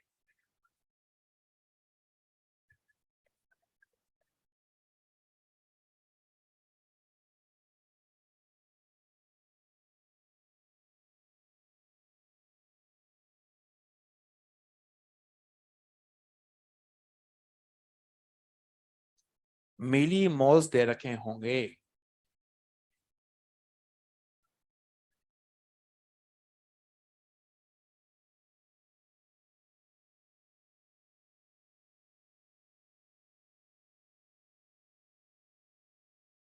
इसका सही आंसर है 10%। जो उचक उचक के यहाँ पे 20 बोल रहे हैं, एक बार थोड़ा सा ध्यान से सुनो। यहाँ लिखा है मिली मोल्स। मिली, बड़े दुख की बात है, हमें मिली मोल्स को मिली इक्विवेलेंट करने नहीं आता है। आता है या नहीं आता है? कैसे करेंगे बताइए? यहाँ पर 20 दे रखा है, तो 20 दे रखा है तो क्या उसको 2 से मल्टीप्लाई करना पड़ेगा क्या? अरे हाँ है ना। तो ना इसके जो मतलब कुल मिला के इसके एच हो गए जो हो जाएंगे आपका 20 × 2। हमने इसके मिली इक्विवेलेंट हमने यहाँ पे यूज करना है हमें, ठीक है। तो ना नाइट्रोजन के आपके आ जाएंगे यहाँ पे, आपका आ जाएंगे 20 × 2 × 10⁻³ अब इसका 14 से मल्टीप्लाई कर दें। अरे हाँ है ना। तो ना यहाँ पर जाएगा, इसका सैंपल कितना है आपका? 2.8। यहाँ पर आएगा सैंपल 100 से मल्टीप्लाई करना है। क्या ये सही चल रहा है? कितना आ रहा है? 20 आ रहा है या 10 आ रहा है? 30 आ रहा है? अद्भुत। मतलब तीनों ही आंसर आ सकते हैं, चलो यार कितना अच्छा है। जो भी चाहो जो है फिलअप कर देना, करते हैं ना इसको। 20 आ रहा है, 20 को सही कर लो और क्या।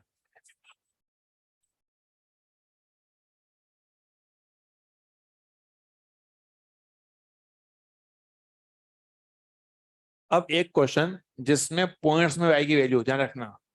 इसके अंदर ऊपर चलना अभी नहीं, नहीं, नहीं रुक जाओ, पीछे पीछे बैक बैक बैक। और अब एक क्वेश्चन जो है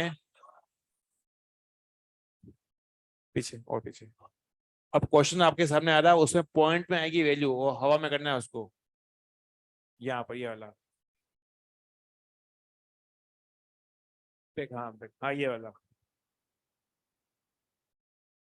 इसका लास्ट क्वेश्चन है।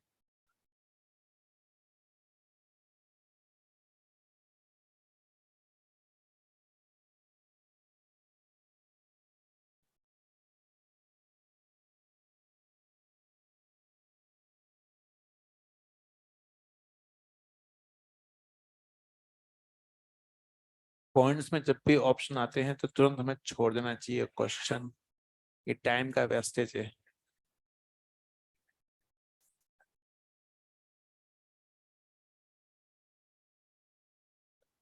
क्या ये कभी हो सकता है परसेंटेज? ऑप्शन ही कट गया, बचेंगे ए सी और डी बचेंगे आपके। आंसर है ए। चिल्ला क्यों रहे हो, मैं यही तो हूँ, कहीं दूर थोड़ी चला गया हूँ क्या? इधर देखते हैं इसके अंदर, ये आपका सैंपल है, ये आपका ये इधर, यहाँ पर कितने मिली इक्विवेलेंट हो जाएंगे? ये मोलरिटी है तो 10 इंटू हो जाएगा 2, तो आपका क्या आ जाएगा 20 आ जाएंगे, अरे है ना? तो 20 आपके आ जाएंगे, तो जाहिर सी बात है नाइट्रोजन आपका यहाँ पे बात ना करें, 20 इंटू 10⁻³ ये आपका आ जाएगा इक्विवेलेंट आपका गए यहाँ से। अब हमें इसका मास मोल मिल चुके हैं, मास पता करना है, मास पता करने के लिए इसको 40 से मल्टीप्लाई कर दीजिए, पोलर मास से डिवाइड करना है सैंपल, सैंपल यहाँ पे कितना दे रखा है, सैंपल जो दे रखा है यहाँ पर जो है गिवन है वो है कितना है 0.75, 0.75। तो इसको आप कैलकुलेशन करेंगे तो अराउंड 37 पॉइंट समथिंग इसका आंसर आपका आएगा, यहाँ पे लिख दिया इसके अंदर।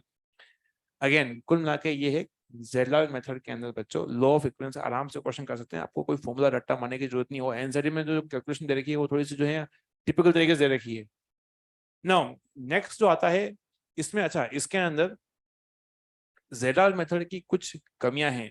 कमियां ये है कि हम यहाँ पे नाइट्रोजन को अमोनिया के अंदर इवोल्व करते हैं, उसके सारा डिपेंड करता है अमोनिया पे डिपेंड करता है। कुछ कंपाउंड अमोनिया रिलीज नहीं करते हैं या अमोनियम सल्फेट नहीं बनाते हैं, तो उन कंपाउंड पे ये चीज एप्लीकेबल नहीं है। नेक्स्ट है ना, नेक्स्ट और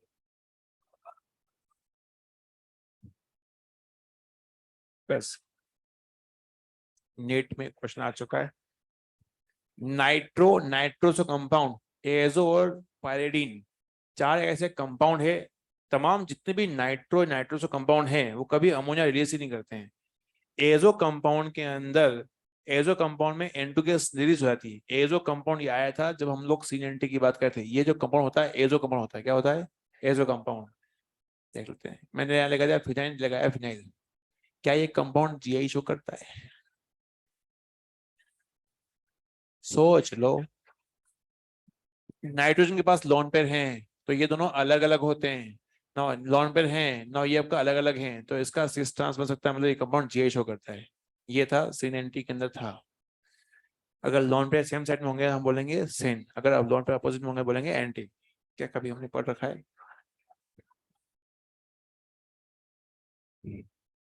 हो चुका है, सुन लिया मैंने यार, कितने बार सुनाओगे, कहाँ जा रहा है तू?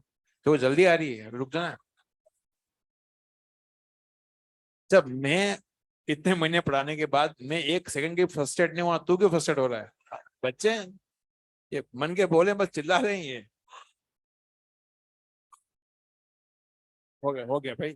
तो नाइट्रोसो जो है, नाइट्रोसो कंपाउंड में ये चीज नहीं दिखती, एजो कंपाउंड में ये चीज अपीयर नहीं होती है। और एक कंपाउंड होता है पायरिडीन, पायरिडीन के अंदर भी ऐसा नहीं, ये जो मेथड है वो अप्लाई नहीं हो पाएगा क्योंकि अमोनिया रिलीज नहीं हो पाएगी। तो जो कंपाउंड अमोनिया रिलीज नहीं कर पाएंगे वो यहाँ पे टेस्ट जो होगा सक्सेस नहीं होगा। बड़े दुख की बात ये कि पायरिडीन का हमें स्ट्रक्चर नहीं पता है। पता है क्या पायरिडीन के अंदर कितने, उस रिंग में कितने पाई इलेक्ट्रॉन्स होते हैं? नाइट्रोजन ये होता है पायरिन। क्या ये एरोमेटिक है क्या, या एंटी एरोमेटिक है? क्या ये एंटी एरोमेटिक है? नहीं है। रिंग में 1 2 3 4 5 6, रिंग के अंदर सिक्स इलेक्ट्रॉन ही है, ये तो लोकलाइज होते हैं। नहीं आ रहा है, तो ये कंपाउंड आपका एरोमेटिक है। तो ना नाइट्रोजन जो काफी स्टेबल है ये, तो ये जो है अमोनिया रिलीज ही नहीं करेगा। तो जाहिर सी बात है ये इस कंपाउंड के लिए या फिर इस टेक्निक के लिए हम लोग उसको अलग से इसको पता नहीं लगा सकते। इसका क्वेश्चन जो है कैसे आ रखा है देख लेते हैं। नेक्स्ट वो क्वेश्चन एक तो कर चुके हैं हम लोग, बस ये चलिए क्वेश्चन है।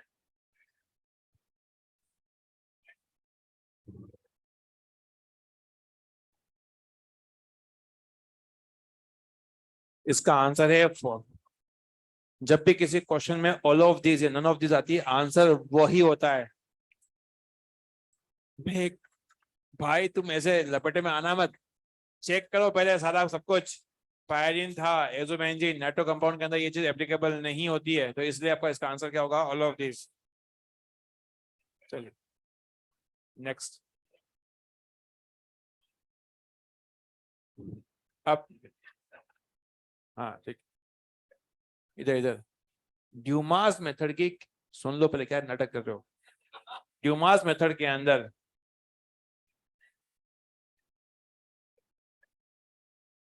चलिए ड्यूमास मेथड के अंदर ड्यूमास मेथड की कैलकुलेशन जो है थोड़ी सी बड़ी है, तो मैं उसमें कॉन्सेप्ट सिखाऊंगा। हालांकि उसका सॉल्यूशन मैं आपको प्रोवाइड कर रहा हूँ ताकि घर जाके आप जब जब भी करें तो आपको कहानी जो है आपको समझ आपको आ जाए।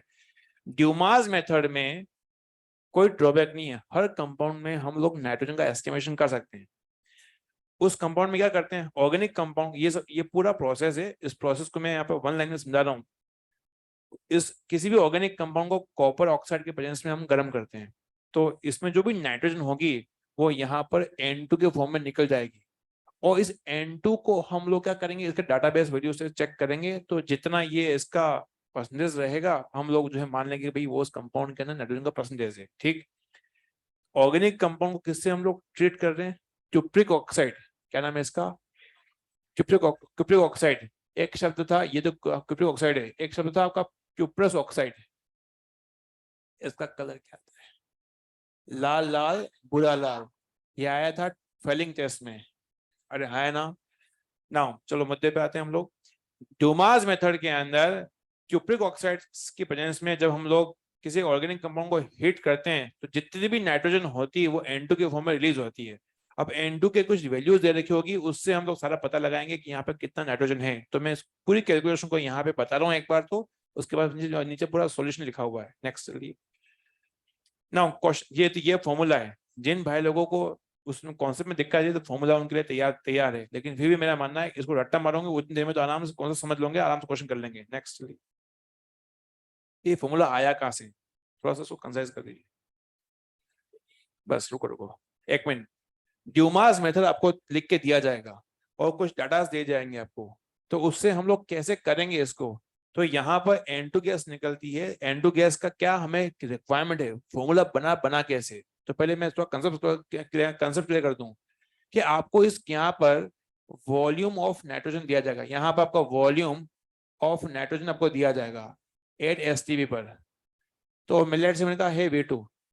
अगर आपको वॉल्यूम नाइट्रोजन का ना दिया जाए STP पर, STP समझते हैं स्टैंडर्ड टेम्परेचर प्रेशर पर, अगर ये STP में ना दिया जाए, मतलब ml में ये आपका STP ना दिया जाए, तो आपके पास एक फॉर्मूला है P1V1 upon T1 is equal to P2V2 upon T2।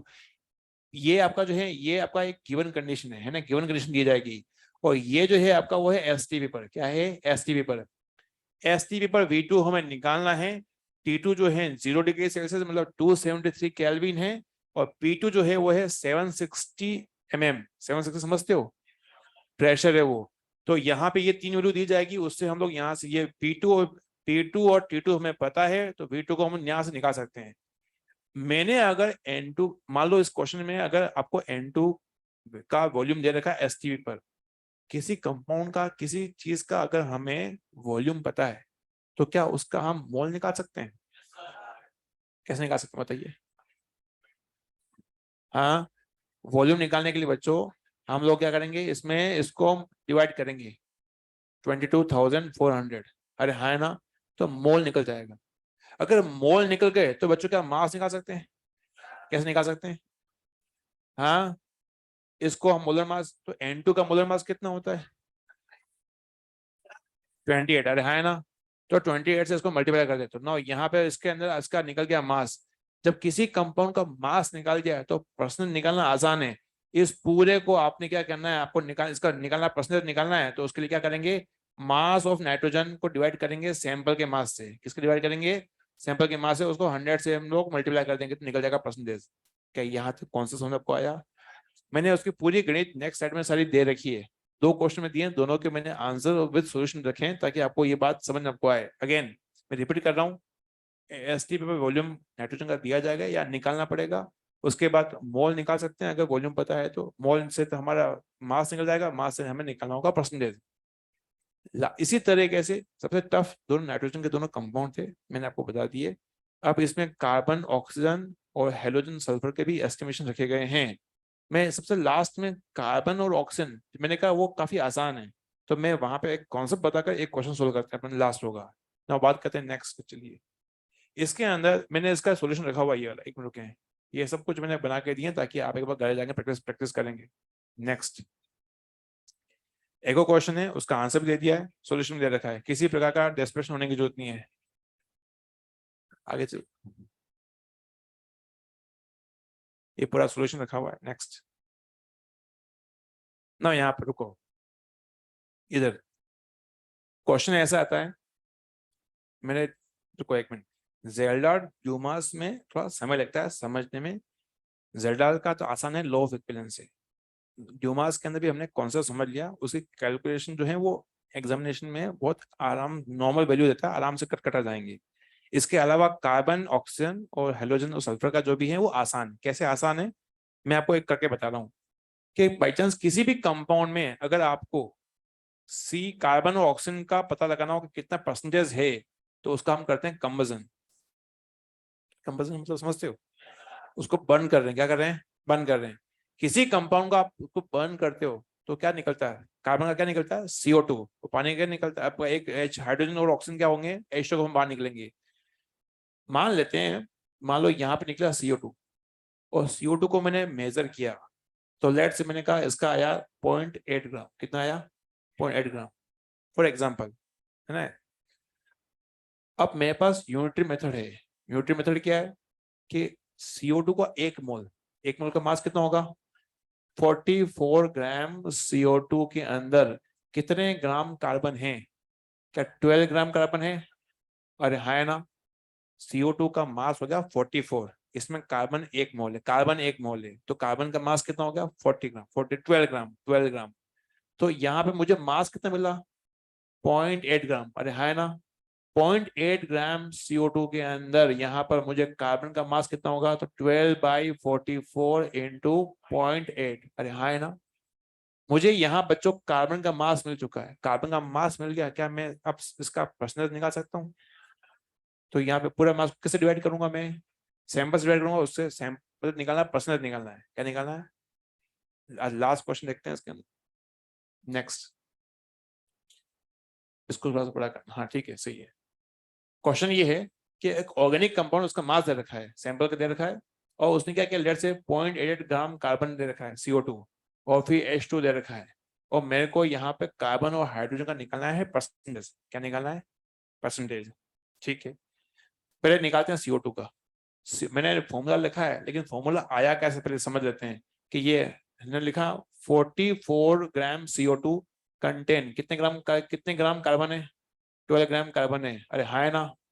तो यहाँ पे गिवन है आपका 0.88, तो यहाँ पर कितना होगा बताओ, 12/44 इंटू 0.88 ग्राम जो है यहाँ पे कार्बन आएगा। अरे हाँ, है ना।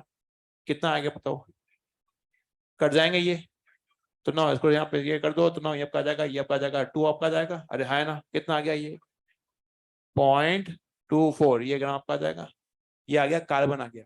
क्या इसका निकाल सकते हैं परसेंटेज? परसेंट निकालने के लिए आप 0.24 ये करो, सैंपल जो लिखा हुआ है वो सैंपल का इसको डिवाइड कर दीजिए, और निकाल इसको 100 से मल्टीप्लाई कर दीजिए। सैंपल कितना है आपका, 0.6। अरे है ना, कितना आ गया बताइए, क्या 40% आपका आ गया, ये आपका आ गया। अगर आपको H2 का निकालना हो, मतलब यहाँ निकालना हाइड्रोजन का, कितना निकालना है, हाइड्रोजन का। हाइड्रोजन जो निकला है पानी में से निकला है, कैसे निकला है, पानी से। ताकि देख लेते हैं यहाँ पर ना, सीधा H2 का मास कितना होता है, 18 ग्राम इसमें पानी के अंदर यहाँ पे कितना हाइड्रोजन है बताओ? क्या 2 ग्राम है? 2 ग्राम है। तो नाउ इसके अंदर यहाँ पे कितना दे रखा पानी का मास? 0.54 और दे रखा आपको, तो यहाँ पे कितना होगा? 2/18 और यहाँ पे 0.54, ये आपका आ गया मास। कितना आ गया बताओ? 0.06 आपका आ गया। ये आपका एच का ग्राम आ चुका है। क्या परसेंटेज निकाल सकते हैं? तो 0.6 अपॉन सैंपल इंटू इंटू 100। अरे है ना, 100 करना है यहाँ पर। तो कहने का मतलब ये हुआ कि ये जो आप फॉर्मूला याद करते हो ना, फॉर्मूला, वो फॉर्मूले आप याद कर तो लो, लेकिन एग्जामिनेशन में उनको अप्लाई करना आना चाहिए कि किस तरह से हम लोग अप्लाई करते हैं। क्या आपको बात होगी? लाइट ऑन करना है बाहर से। सबसे लास्ट स्लाइड कर देना, सबसे लास्ट स्लाइड, लास्ट चलता है, last slide. Thank you very much.